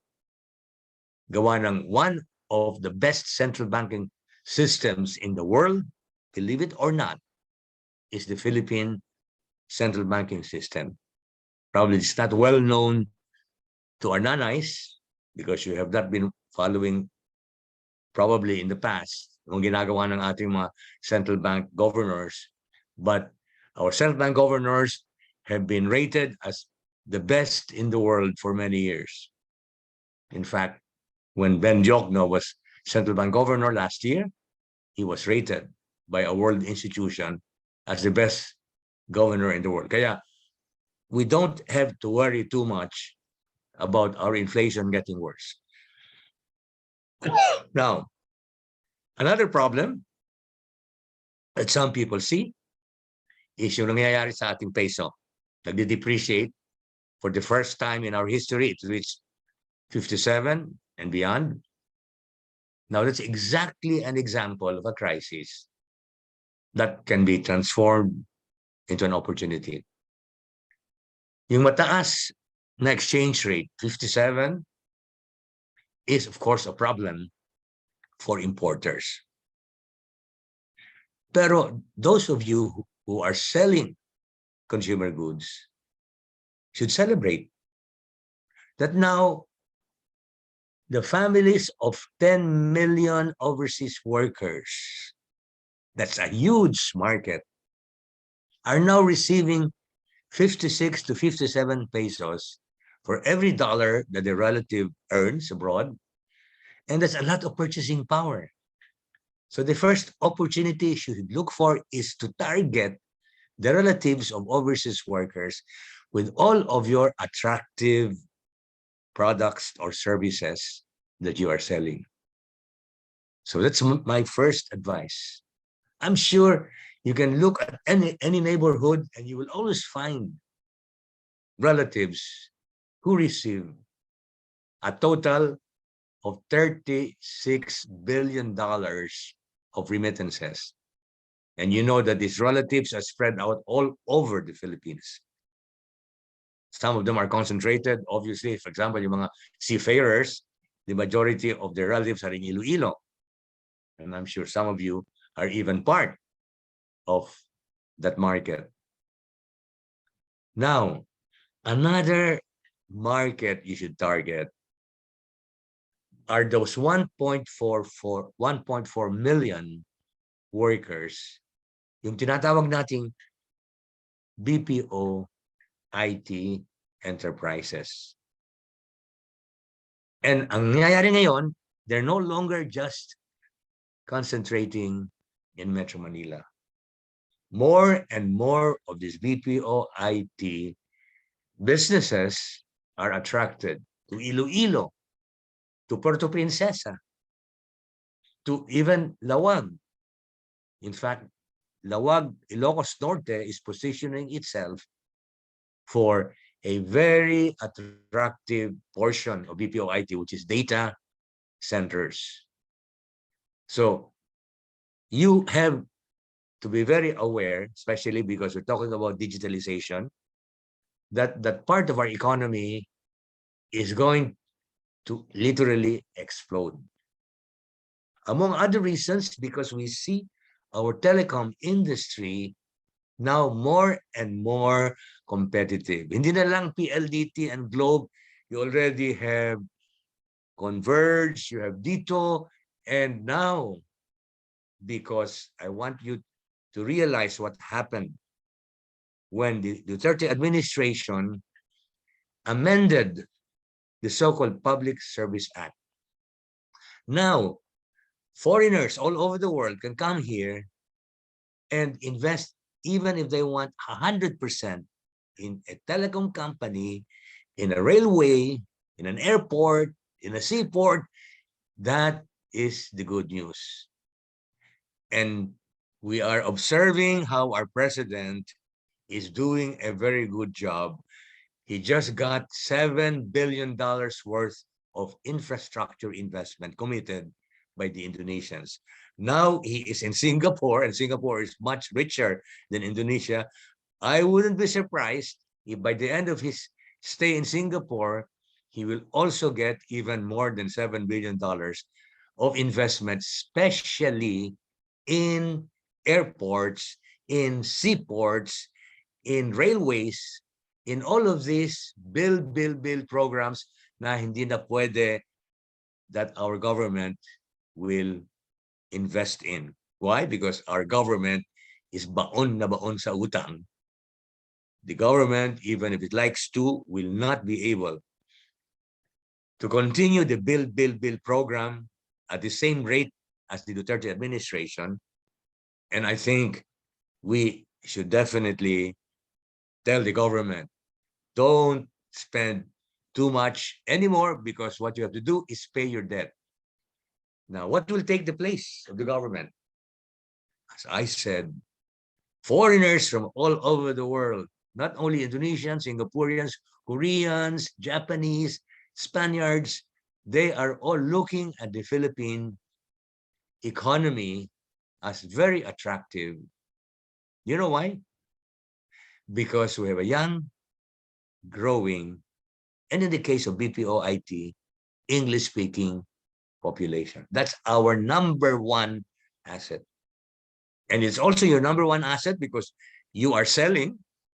And when you have a young population, the market grows much faster than a population in which 30% of the people are above 65 years old. I always say that when most of the people are above 65 years old, the only markets that grow very fast are false teeth, you know, peluca, wigs, all these things that you sell to old people. But when young people predominate, your products are very sellable. So don't worry too much about this short-term problem of high inflation, and consider the depreciation of the peso as an opportunity. Now, will this 56 to 57 continue for the rest of the year? Yes, it will not go beyond 57 anymore because of the central bank aggressive increase in the interest rate. They will be able to tame that depreciation. The same thing with inflation, but still mataas yung 56 to 57, mataas yung inflation of 5 to 6, at least compared to what prevailed during the Duterte administration. But there's nothing we can do. It's a problem all over the world. So let's not over complain.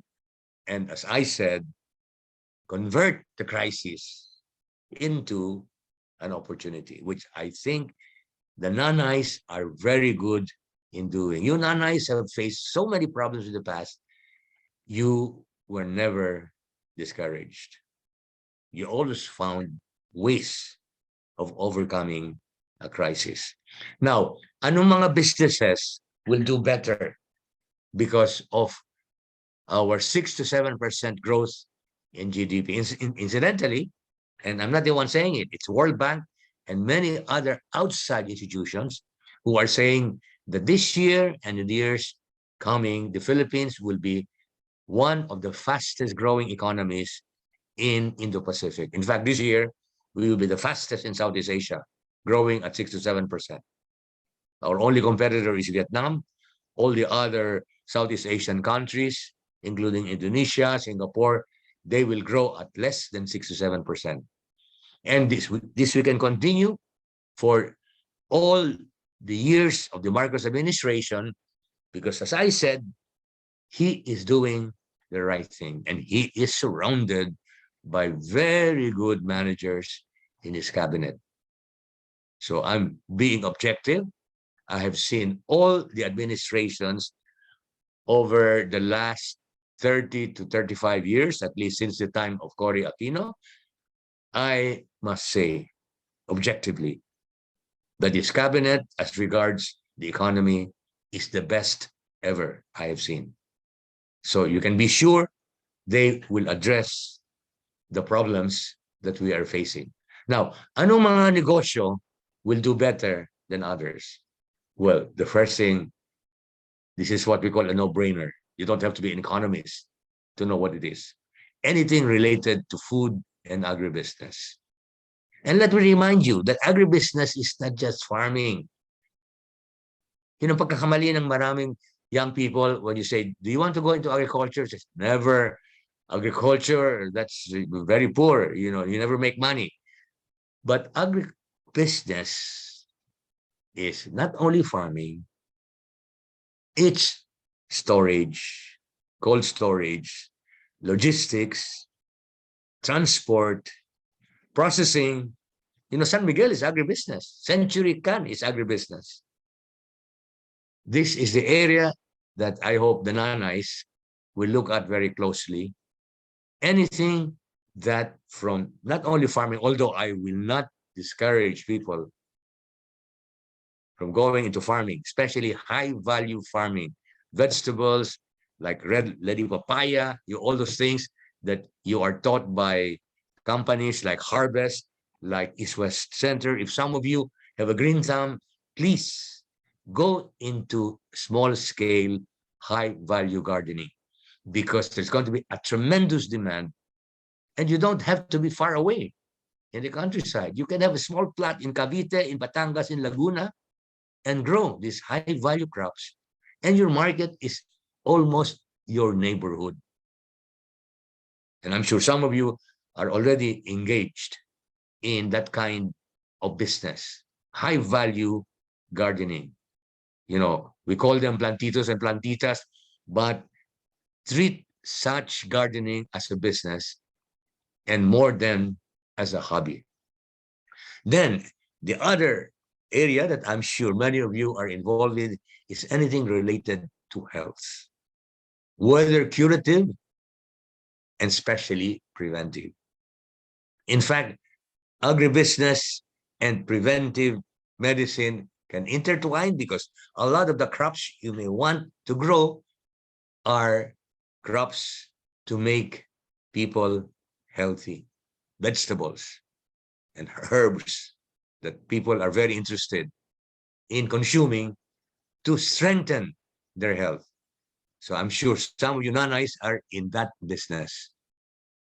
Then obviously anything related to transporting these goods from your home to the market. So whether you're going into something like Grab in a small way, joining what is known as a supply chain. So look at opportunities to serve the food industry with transport facilities. Then I'm sure you have noticed that there is already revenge traveling. Tourism is now doing very well, but not foreigners.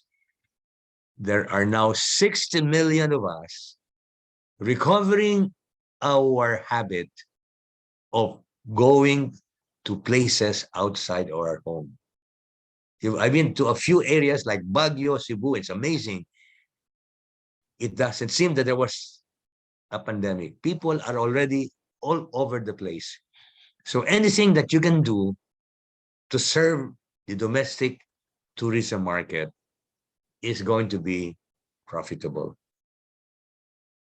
Then, obviously, some of you are involved in real estate. What will not what will not move very fast would be very expensive units, 10 million or more. Those are going to recover probably 2 to 3 years from now. But what continues to be very sellable would be units that are priced between 1 million to 5 million. And who are the consumers, the market? Again, those 10 million or more overseas workers. They have all the purchasing power to be able to buy units between 1 to 5 million. And also those employees, anywhere from 1.2 to 1.5 million of BPO IT enterprises. They are still doing very well despite yung kanilang debate with the government. The government wants them to already go back to the office. The majority of them still want to stay at home. I'm sure that debate will be resolved one way or the other. But the fact is that industry expects to grow by 10% this year. And that means $26 billion worth that they will be earning. Again, multiply that by 56. That's a huge consumer market. So as you can see, and probably I can give you more information during the question and answer period, this crisis is bringing with it a lot of opportunities. So we are not going to be like those who always see the glass as half empty when we know full well that the glass is half filled. So let me end here, and I'm sure there will be questions. Let's maximize the conversation. Thank you. Thank you, Dr. Bernie. And now we will have an open forum. And the moderator is a former Undersecretary of Tourism, Ms. Alma Jimenez, who is now an entrepreneur, a passionate supporter of MSMEs, and a strong supporter of Iskaparate.com. Ms. Alma, you may now lead the open forum. For questions, please write it down in the chat box. Thank you. So Alma, I'm very glad that you're moderating, so you can talk also about tourism, your expertise. Teka muna. Yeah. I will just share a little some thoughts and takeaways so that we could jumpstart the conversation, Doc Bernie. Good morning, everyone. Good morning, Joey. Sandali lang ha. Okay, I hope you can see my slides now. None yet, Ms. Alma. Okay, that's there. Sige, tinanggal ko lang baka mamaya mahirap yung ating connectivity. But can you see it now? Yes, we can see it. Oh, Okay, very thank nice you. products. Yeah, I'll just share my screen. I put it on slideshow.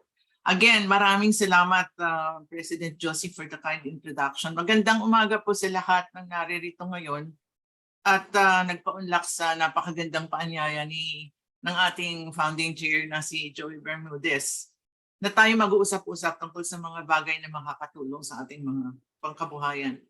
Siguro marami na kayong gustong itanong kay Doc Bernie na nagbigay ng maraming pwede nating pag-isipan para makatulong sa ating mga layunin. So habang inaayos nyo, kaya sinusulat nyo sa chat box ang inyong mga tanong, sasabihin ko lang ito, walang kupa si Dr. Bernie. Simula nung naririnig ko siya, laging optimistic ako every time I hear him talk about the economy. May konti lang pag-amin, sabi ko kay Joey, nung in-invite niya ako mag-moderate, sabi ko, naku, para naman kakabahan naman ako dyan, Joey, baka maubos yung alam ko tungkol sa ekonomiya. Pero alam niyo, mahirap tanggihan si Joey, kaya tulungan niyo na lang ako. Yung mga questions niyo, yun ang makakatulong sa akin para magkaroon tayo ng aktibong partisipasyon sa pag-uusap natin ngayong umaga. Dr. Villegas shared many information with us at bilang senior citizen, medyo may konting challenge and senior moments. Kaya hayaan yung bigyan ko kayo ng konting paalala sa mga magagandang puntos na narinig ko at naisulat sa kanyang mga insights. First, ang sabi sa atin ni Dr. Bernie, merong inflation, oo, pero hindi ito katulad ng inflation ng mga ibang bansa dahil napakaganda ng management ng ating central bank. At sinasabi rin niya na yung depreciation ng ating peso, dalawang bagay yung pwede natin tignan. Para sa mga importers, medyo mahirap ito. Pero para sa ating mga nandito at saka nagbe-benefit from the what we call this, remittances of our OFWs, mas malaki ang purchasing power.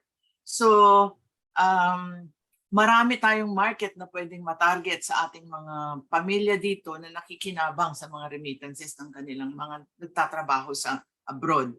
And also that the BPOs nagre-relocate na sa mga provinces. Sila yung nag-avail yata sa balik probinsya. And that will disperse economic benefits na hindi na masyadong concentrated sa NCR. So anong ibig sabihin nitong sinabi sa atin ni Doc Bernie? Ang marketing program natin should target these segments. Mag-isip tayo ng pwede nating gawin para ma-attract natin ang ang pera na dumarating dito sa mga segments na to. Ang pangalawang nasabi sa atin ni Dr. Bernie, anong business ang magpo-flourish ngayon, ano? O, syempre, parati ang food and agribusiness kasi mahilig talaga tayong kumain. In fact, nakita ko ang paglaki ng MSMEs, especially in the food delivery business nung panahon ng pandemic.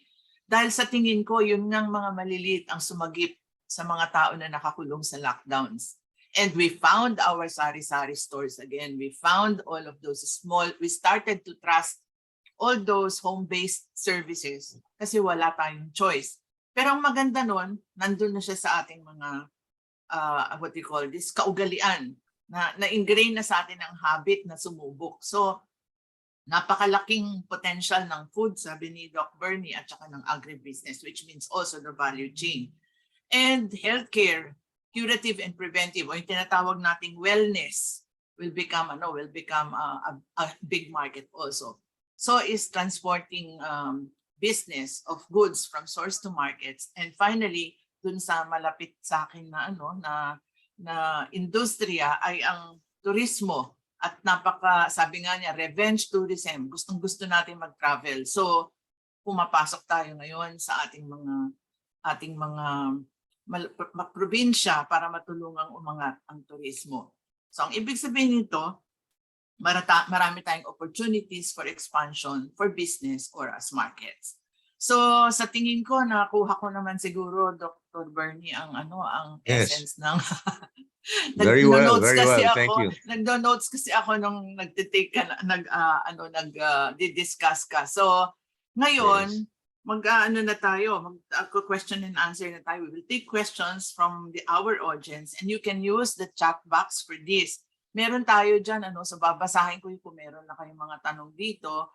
At isulat lamang ninyo dyan para kung may oras tayo at sana masasagot lahat ni Dr. Villegas ang iyong questions niyo. Titignan ko muna ito at nakalagay naman dito is merong tanong si Siggy Felongco, Doc Bernie, can you expound further on how we can work smarter on the dollar-peso exchange rate? This seems to be a prevailing problem among the common folk that they end up despairing and thinking the economy is sinking. O yan, paano daw natin ito mapapakinabangan in more concrete terms, Dr. Bernie? Well, to further elaborate, ang mga imports will be more expensive. You will find opportunities to replace some of those products with your own local production. So more and more, it will be very expensive to buy chocolates from Switzerland. So why don't you expand all those beautiful products from Davao? It's amazing. In fact, they already are penetrating the international market. Malagos, so look, yes. And there's so many other imports that we are still having that can be replaced by domestic consumption and production. And that will happen the more imports become expensive. And let me also add that since capital will be a lot more expensive than labor, be very sparing in your use of equipment. In fact, make old equipment last as long as possible. And you will also benefit this country by making your processors more labor intensive. The more people you can involve in whatever you're doing with our hands, the better it is for the economy. So think, capital will be expensive for some time to come because the banks are now increasing their interest rates. I'm sure those of you who are borrowing know that the banks are no longer as happy to give you 6 to 7%. Now, siguro 8 to 10% ang mga binabayad ninyo. That means that you have opportunities now to depend more and more on hands rather than equipment. So that's my advice. At siguro maidadagdag ko lang na sa kahirapan, 'di ba, Dr. Bernie, ng ng ating broken supply chain ngayon sa global, wala din namang marami tayong oportunidad na i-offer ang ating local products kasi wala namang makadeliver kahit na gustong may mag-import. Dahil nga nagkakaroon ng malaking problema ang ating supply chain. So sa tingin ko, pwede din natin i-take advantage yung mga ganyang klaseng mga minsan kasi 'di ba may kasabihan tayo yung minsan yung kahirapan ng ibang sektor ay kaluwagan naman ng mga iba. So nababalanse. So ito yung panahon na pwede siguro natin i-introduce din ang mga produkto natin as an alternative dahil hindi naman makapag-import ang mga importers dahil mahirap mag-pass. Correct. That's Alma is right. Not only will they become more expensive, they will be more difficult to bring into this country because of the problem of international transport. No?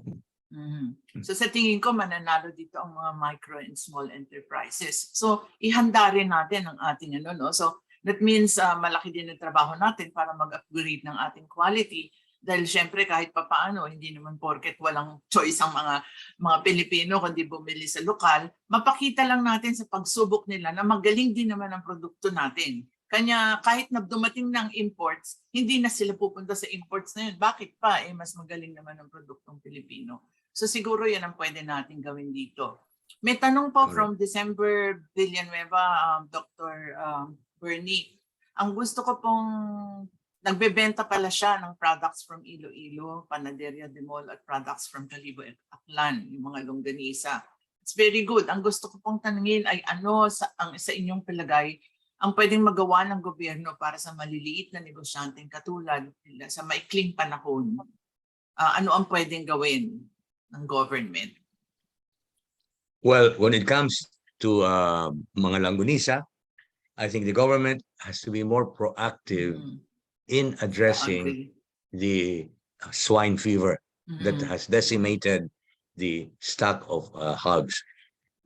Here is where the private sector is limited in what it can do in regulating, for example, the hog industry and so on and so forth. So that's where we have to be very demanding of our government in the way they address this national crisis. No? As you know very well, pork products are expensive. In fact, we have to import a lot of them because of the African swine fever that hit us.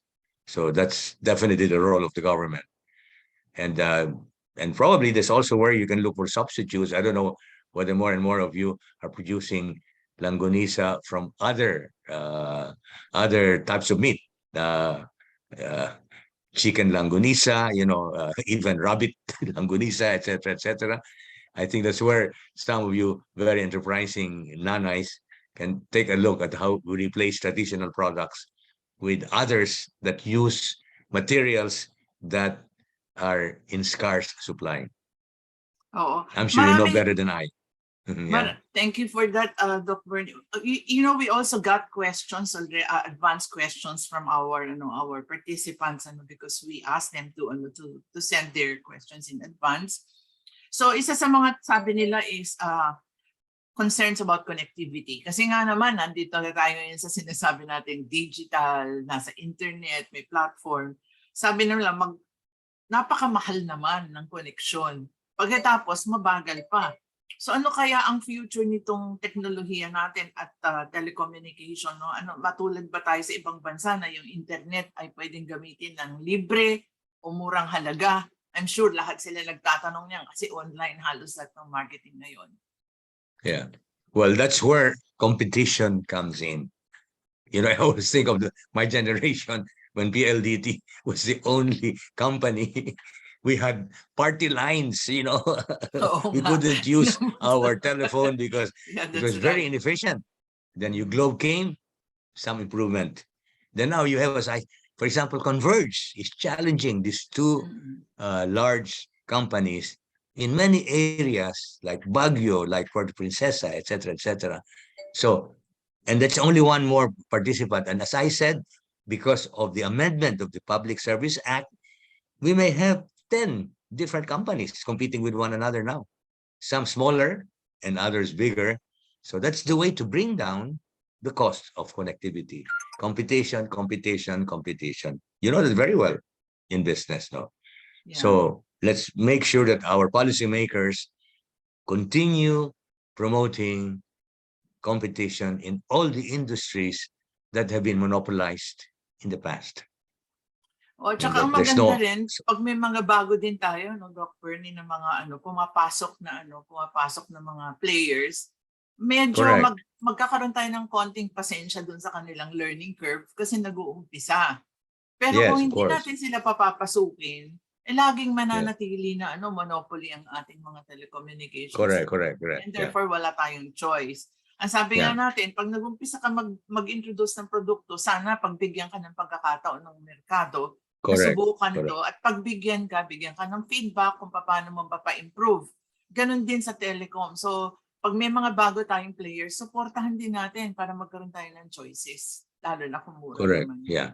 And the example of Converge is very encouraging. Converge is a newcomer, but it's Yes. amazing how they can give better service in other areas that PLDT and Globe do not want to cover because they don't make too much money. So, and I'm sure there will be other people like this Dennis Uy from Pampanga who will join the industry. Yeah, that's true. And I have to admit na hindi kami nag-advertise pero ako isa sa mga early movers to Converge. Kasi pareho Yeah. ninyo, naiinis din ako sa internet kasi syempre kailangan mo 'yon for your work So Exactly. i-try natin yung mga bago at sana marami nga talagang pumasok na bago. Now on the issue of competitiveness, Doc Bernie, isa sa mga question nila, ang mga higanteng importer ng consumer goods ay pumasok na sa online platforms. And of course, napakalaki ng resources nila kaya nakakapagbaba sila ng mga presyo ng goods. Kalahati lang daw sa mga ordinaryong producer. Kung nagiging kasangkapan ng online platforms para lalong gupitin ang mga small producers, paano ba natin nasasabi na equalizer ang internet? Samantalang magtutuusin, mas malaki ang reach nila. So maganda to dahil na-address na rin naman natin tungkol dun sa opportunity sa local market. But paano nga ba? Maraming tanong ang ating mga MSMEs tungkol dyan, Dr. Bernie. Well, depends on how clever you are in identifying regions and segments that are still unserved. So that's where the small people will have to be a little faster in identifying. For example, Puerto Princesa, Palawan is my favorite island. Do you know that there's 2,000 islands in Palawan? And there are many areas there that are now just beginning to be electrified because of solar energy. So there's a company from Singapore called We Serve, something like that, that is identifying islands that they can actually provide electricity to solar. And the moment that island has electricity, it has interconnectivity, and the large companies are not going to bother. And so it's a matter for you to follow the route of some of these very resourceful companies that are identifying unserved segments. So you should not fight the big ones in Metro Manila for obvious reasons. And in Metro Cebu, they will always beat you. But some of them may not find it worth their while in going to other regions in which you may have an advantage as a small player. No, so for those of you who have some connections with the whole set of islands in Palawan, you know Palawan, as Alma knows very well, is the only island besides Luzon that will have 3 international airports to which tourists can fly directly: Coron, Puerto Princesa, and San Vicente. And all these are definitely attracting a lot of investors. So it's a matter of your Yes, tama. Ang sinasabi sa atin ni Doc Bernie is wag nating limitahan ang merkado natin. After all, hindi na ngayon problema ang physical distancing because of the internet. So mag-focus tayo dun sa mga area na hindi naman pinapansin ng malalaking importer na to kasi sa tingin nila masyadong maliit para sa kanila yung merkadong yun. Pero yung capabilities natin as MSMEs naaayon dun sa pangangailangan ng mga maliliit na segments na yun. At parati ba siyang maliit? Hindi. Kasi kung marami tayong nakikreate na communities ng maliliit na gano'n, lalaki din ang market natin. Hindi po ba, Doc Bernie? That's right. So, I acknowledge ko lang kasi nakita kong nag-message dito. Nandito pala present sa ating forum ang Deputy Director ng PTTC, si Fe. Andito siya. Hello. Good morning. Pangalawa, may isang question dito from Sigi Felongco. Also faced with the current shortage situation of various commodities, how can our MSMEs partners in Iskaparate help out in your perspective as an economist? Well, I think Iskaparate can be a tremendous tool to solving an age-old problem in this country, that it is very difficult to get people to form cooperatives. If you can use Iskaparate as a means of getting people of like minds and like interests to start cooperatives, and you reach economies of scale, that is the way a Iskaparate tool can help you fight the giants. Because if you're united, if you're a cooperative, you can reach an economic scale that may approximate at least some of the medium-sized and even big companies. So I'm sure that's very much in the mind of Joey, how to use Iskaparate as a means of getting people to form cooperatives. Oh, I remember that. Magandang na-mention mo yan, Doc Bernie, kasi I remember that a few years back, I was asked to speak in a conference of mga pharmaceutical, not drugs, drugstores. Yung mga liliit na mga drugstores. Kasi ang concern nila is that they do not have a lot of muscle in purchasing, and that they cannot compete with the giants like Mercury Drug, Watsons. Ang sinabi ko sa kanila, pero ang members ninyo all over the Philippines is like nasa mga 15,000 kayo, sabi ko. Can you just imagine, sabi ko, na wala namang 15,000 branches ang Watsons at saka Mercury. Pero kung magiging isang grupo lang kayo, na may sarili kayong branding, you have 15,000 branches all over the country. So how does that make you small? In fact, mas magiging malaki ang network nyo. At dapat mas magiging malaki ang power nyo as a group to negotiate with your suppliers about better deals that they extend to the big players. So ito siguro ang pwede rin gawin ng Iskaparate, to use the might of combined voices and forces of the MSMEs here and get a better deal from the big companies to supply raw materials at lower cost because you have, sabi nga ni Doc Bernie, the economies of scale. Tama ba yung aking intindi? Pasensya na kasi hindi yata ako economist. No, that's right. That's right. Yeah, precisely. The digitalization now helps us to overcome a very problematic thing of getting people together. And I'm sure the Nanays are a lot more enlightened than people in agriculture, farmers. To get them together in cooperative, it's like pulling teeth, But I'm sure the Nanays have enough education to know what are the advantages of getting together. Even just in purchasing. Obviously, you will not get together in marketing. You have your own approaches to marketing, but in purchasing raw materials. Yes. May tinatawag kami nun din sa mga ospital, Dr. Bernie, we call it bulk purchasing. Ibig sabihin, Correct, sama-sama lahat ng mga ospital para may power sila to market for better. So siguro, ang maganda dito sa question and answer natin ngayon is marami din tayong nasasabi ng mga suggestions or ideas. Alam niyo, ang maganda kasi, huwag nating masyadong gawing komplikado ang mga solusyon natin. Minsan simple lang naman, katulad ng pagsasama-sama. Simple lang yon. So, hindi naman siya complicated na processes. So I think we'd start with the mindset of working to uplift one another rather than mag-compete parati na mag-compete. Yeah. So sabi Now, nitong we have a question from Edith Padul. The crisis opens opportunities to be more creative in terms of designs and processes, which is I think our discussions right now. But what agencies can help coach or mentor our micro entrepreneurs in this area? So, isa sa mga siguro, no, merong mga ang DTI katulad nung nabanggit ni Joey kanina, ang PTTC has already offered their hands in partnership with the Iskaparate to improve. In fact, they will soon deploy a suite of programs that will make trace the travel or the pathway of enterprises from survival mode to expansion to growth. No, so yung pathways na susundan nila will offer not only general business processes, but they will also bring in special interest areas na gustong malaman ng ating mga MSMEs sa pag-improve ng kanilang negosyo. We have very big things coming from that group, as well as the other agencies. I am aware. Meron ding di ba, KMME, meron ding Mentor Me, Go Negosyo, di ba?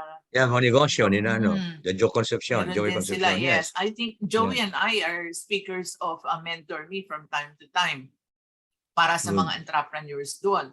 Tapos meron ding mga foundations na tumutulong para sa para sa mga ikagaganda ng mga para makapag-coach and mentor sa mga micro entrepreneurs in this area. So we can also ask the help of big business to to send in people or experts para magturo. Ang problema lang natin minsan is masyadong medyo, di ba, Dr. Bernie, masyadong complicated minsan yung mga ideas nila. Sa mga lang gusto na naman marinig ng mga tao natin is papaano. Ang hirap. Yeah. Well, I'm glad. This is not to flatter Joey. Joey is down to earth. So yes. When it takes a look at business, it's really from the standpoint of the nanays rather than from above. From the standpoint of bankers, of corporate giants. No. So nakakatuwa naman, dumadami na siguro natutuwa sila sa huntahan natin, Doktor. Kaya tingnan mo, may question from Melanie Valdeviso. One of the challenging expense for micro-entrepreneurs is our reliance on electricity and water. Will there be a program in the reduction of water and electricity rates? Even resorting to solar power alternatives is expensive. Yeah. Well, that's always an ongoing program of the government. But I'm not that optimistic that they will solve the problem of price. Because at the moment, solar is not really bringing down the price. It will take time before solar brings down the price. No, so we just, as I said, have to be very, very economical in our use of capital, of energy, and as much as possible, really replace energy with manpower. No, so I know it's easier said than done, but I'm sure those of you who are nanays have done a lot of even miracles in whether cooking and things like that do not require too much electricity. From Edith Padul again, are there LGUs? There's a comment from Millie Arcilia here, but I do not see the question. Are you raising your hands? I do not see in my control raised hands. So I think the technical people of Iskaparate will be able to handle this, but I'm sorry, I do not see your raised hand.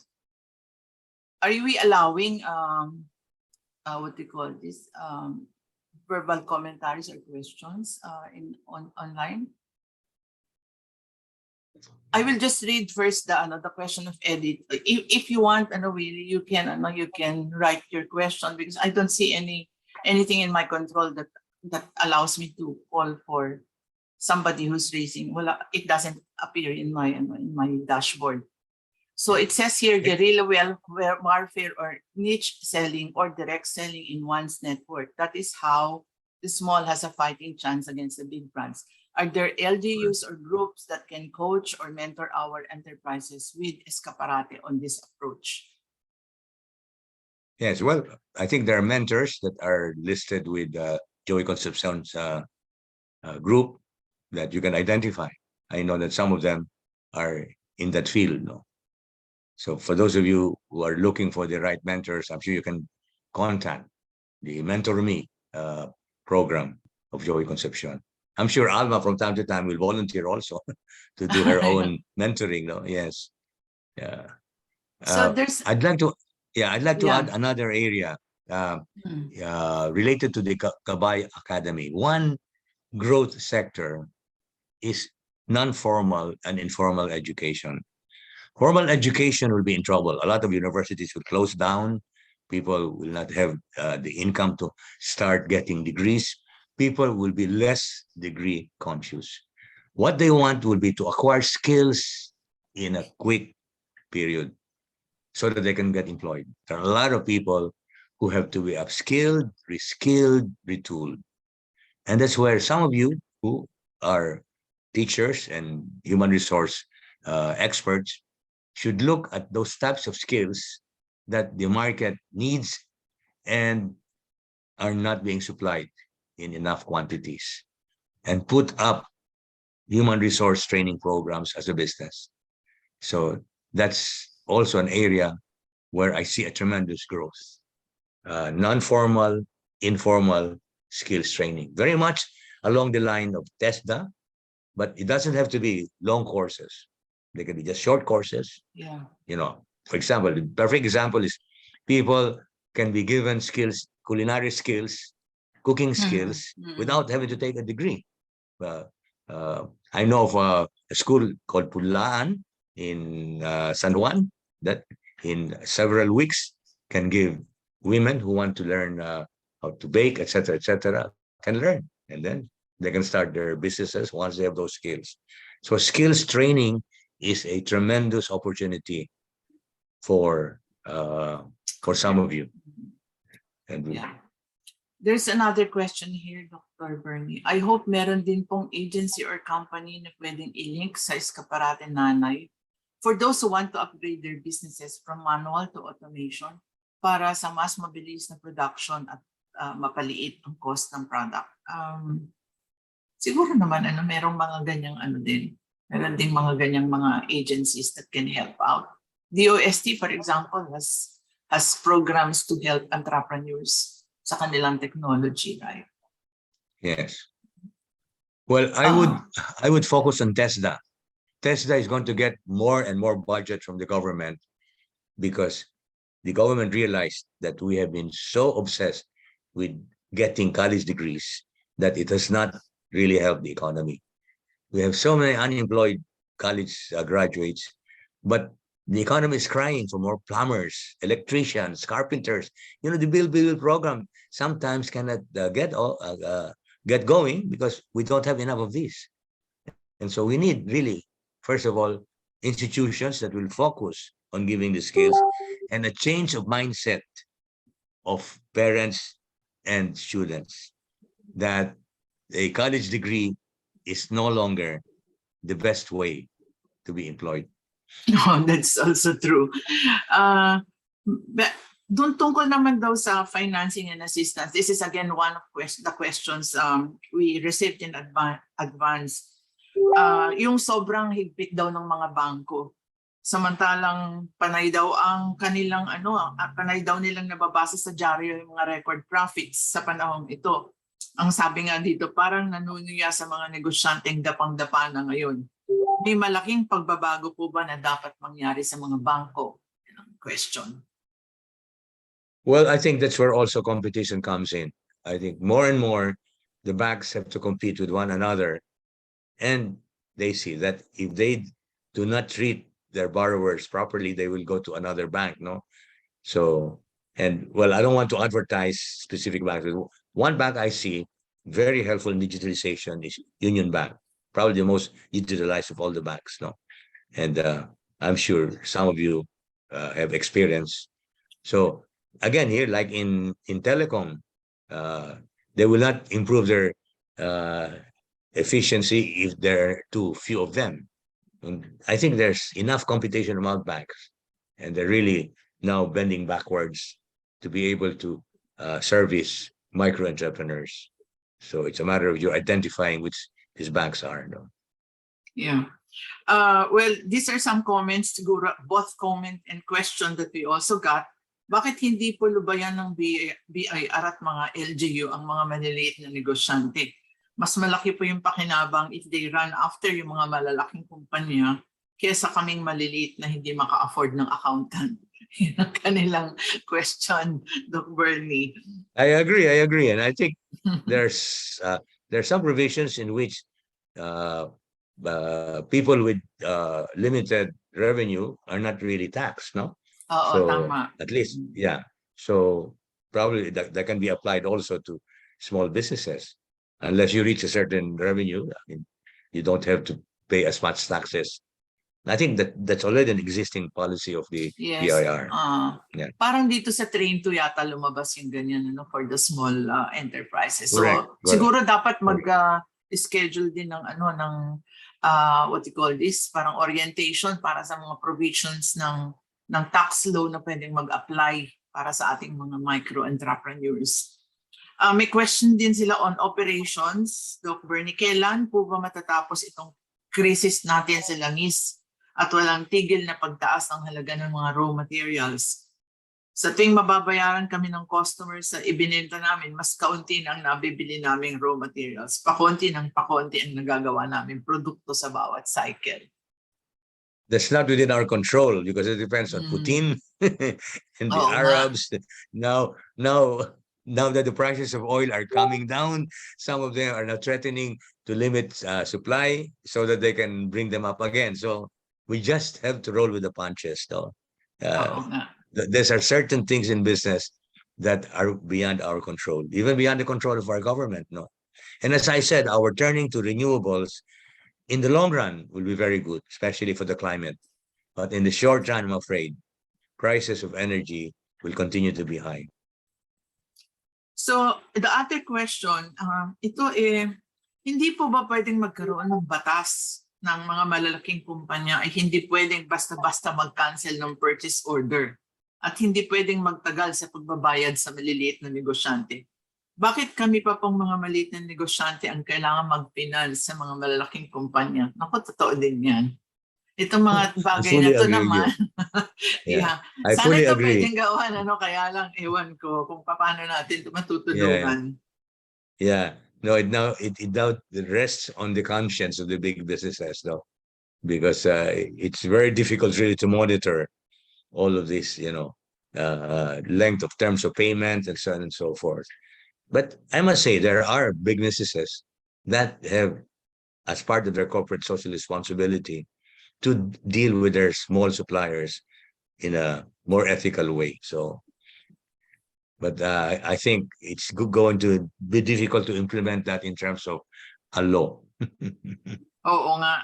So, at saka siguro medyo mas matagal na proseso pero pwede din naman tayong mag-lobby sa Congress para sa mga ganitong klaseng sa mga ganitong mga klaseng adhikain. Kasi minsan pagka hindi mo makuha sa pakiusapan, pwede naman sigurong i-regulate na lang, di ba, Doc Bernie? It will take some time, but if you don't start it now, wala ring mauumpisan. So at least man lang mailagay natin sa level of awareness ng ating mga legislators.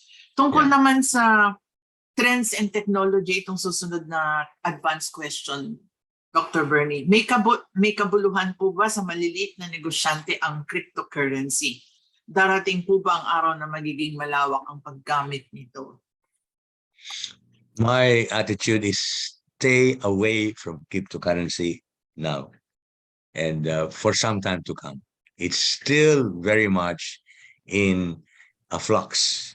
And Experimental in my experience, stage. more people have lost their shirt in cryptocurrency than got something, you know.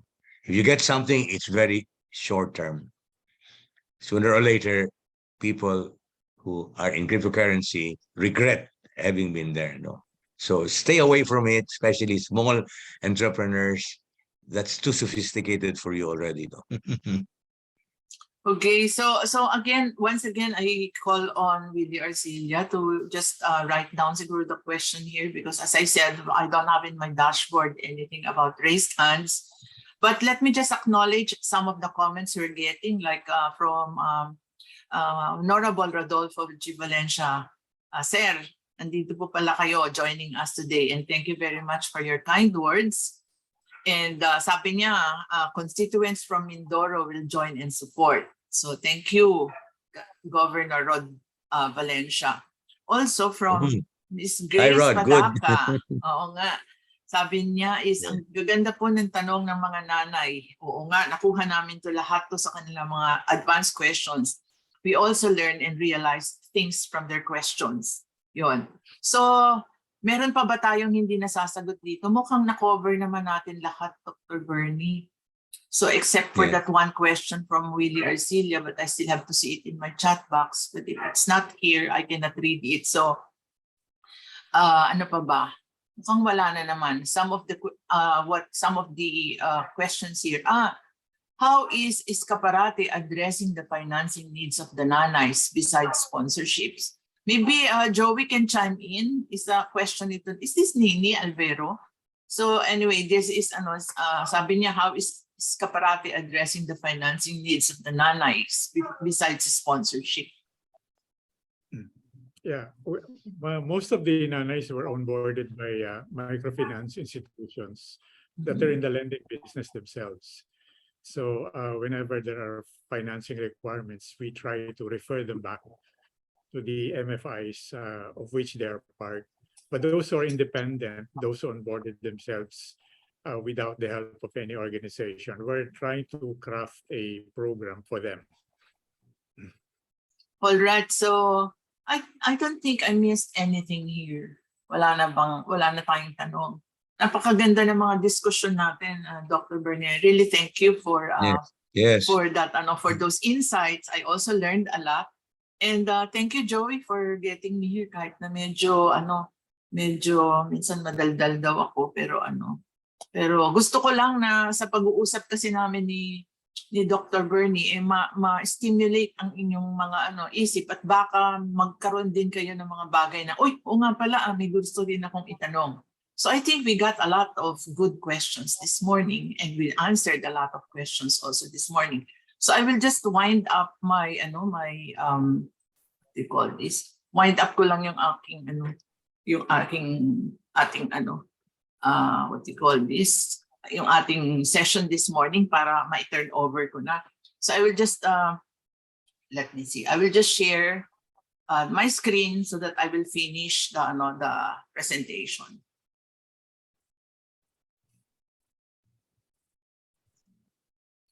Can be seen now, no? Yes, Miss Alma.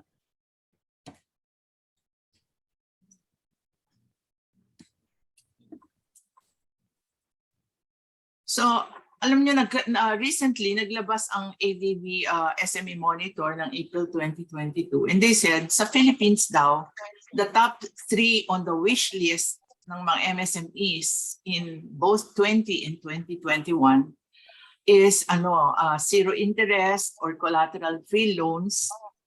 89% will be about faster loan approvals, and about 89% also for refinanced or low interest loans.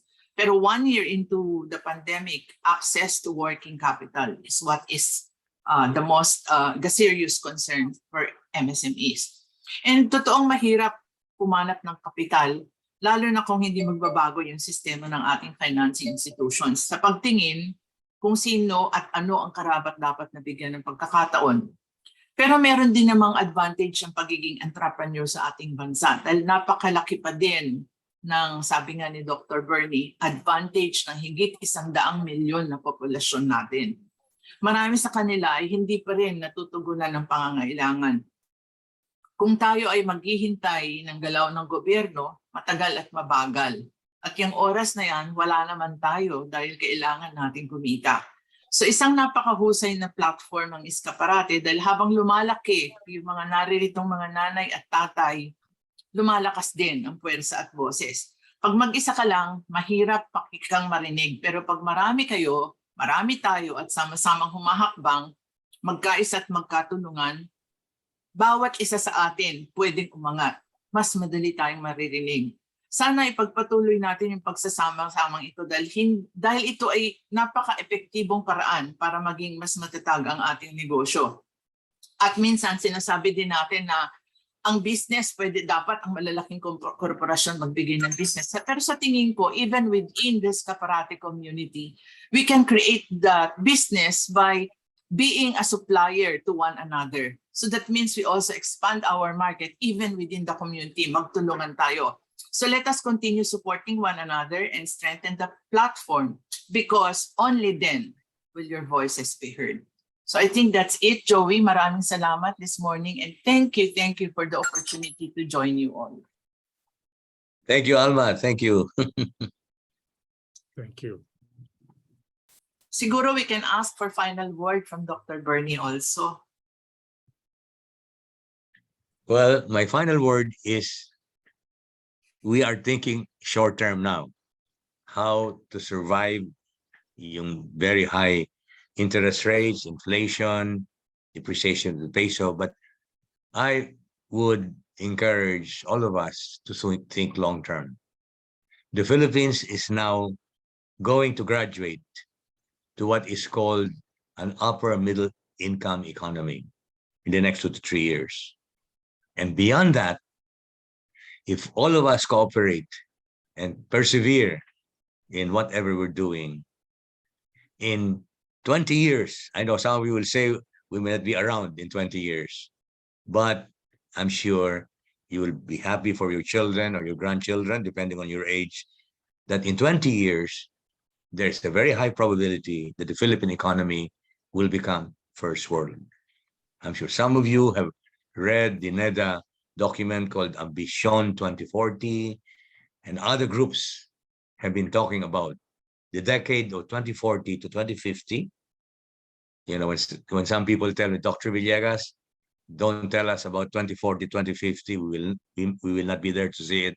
You know what I tell them? Speak for yourselves. My mother lived up to 100 to 102. I may still be around in 2040.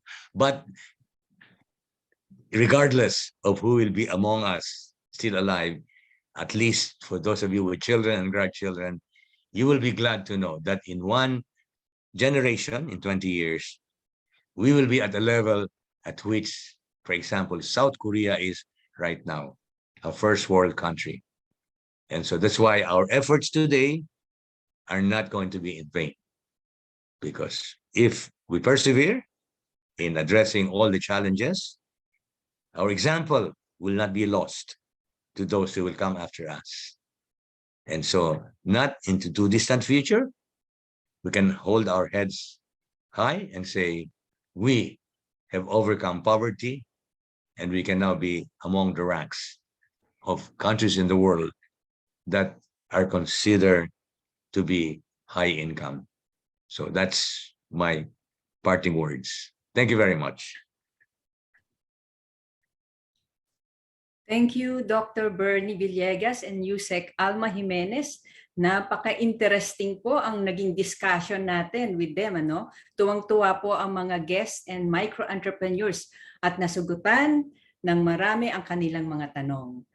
After this, we will now be given a closing remarks by an industrialist and social entrepreneur who trusted and wholeheartedly supported Iskaparate.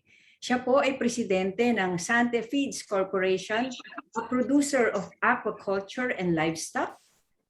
And then Manila Cordage Company, a major exporter of rope products. And he served for a long time as a president of the Philippine Council for Agriculture and Food, Incorporated. Hindi po matatawaran ang kanyang kontribusyon sa pagpapabuti ng kalagayan ng mga magsasaka at maliliit na negosyante. Binuo niya ang online platform na ang tawag ay Agri-Food Hub upang pag-ugnayin ang mga magsasaka at mga malalaking buyer ng farm produce.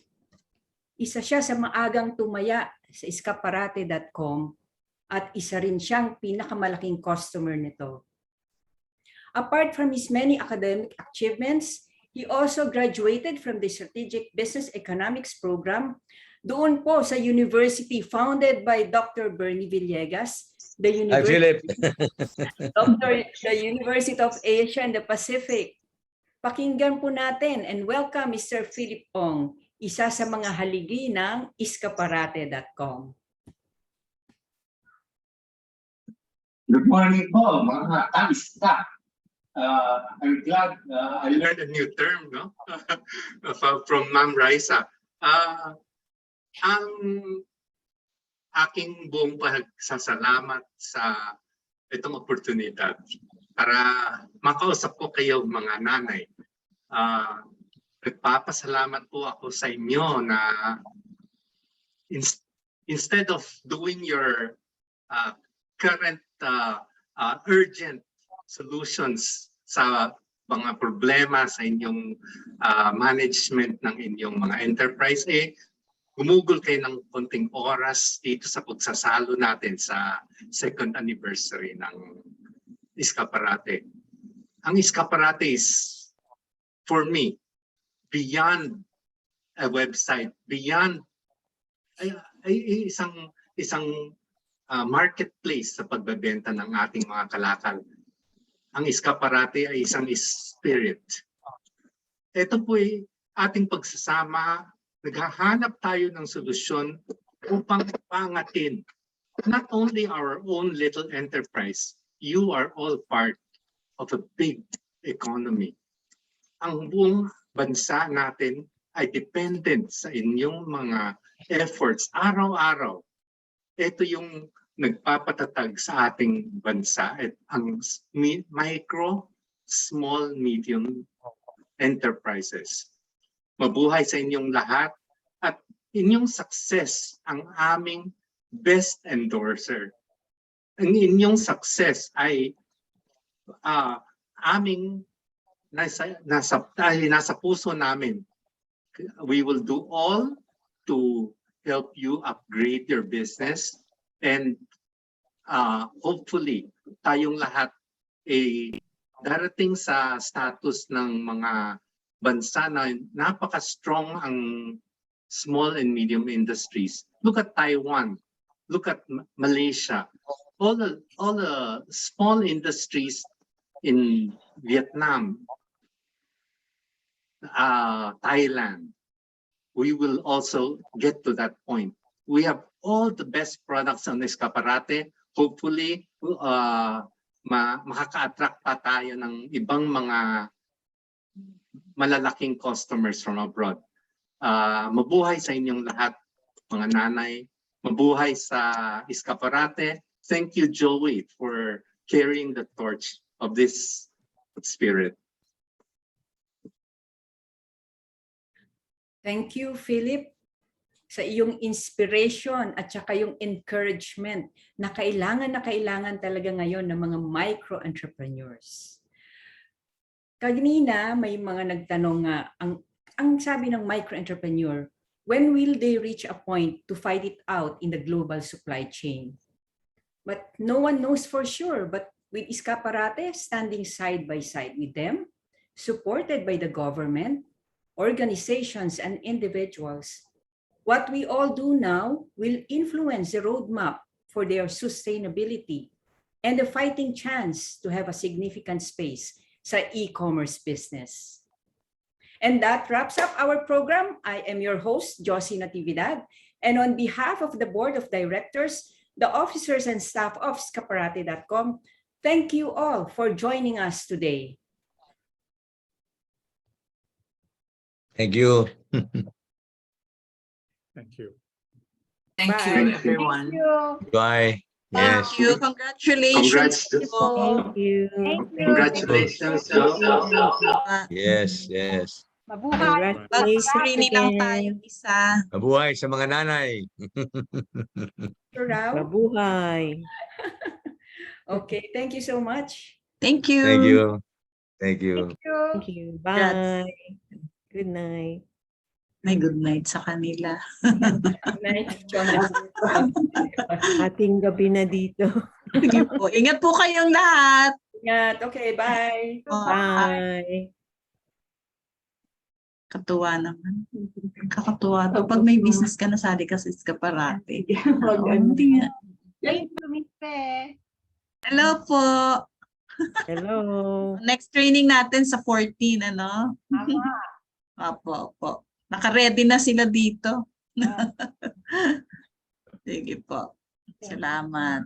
Good night and good morning. Mr. Joey, thank you. Bye.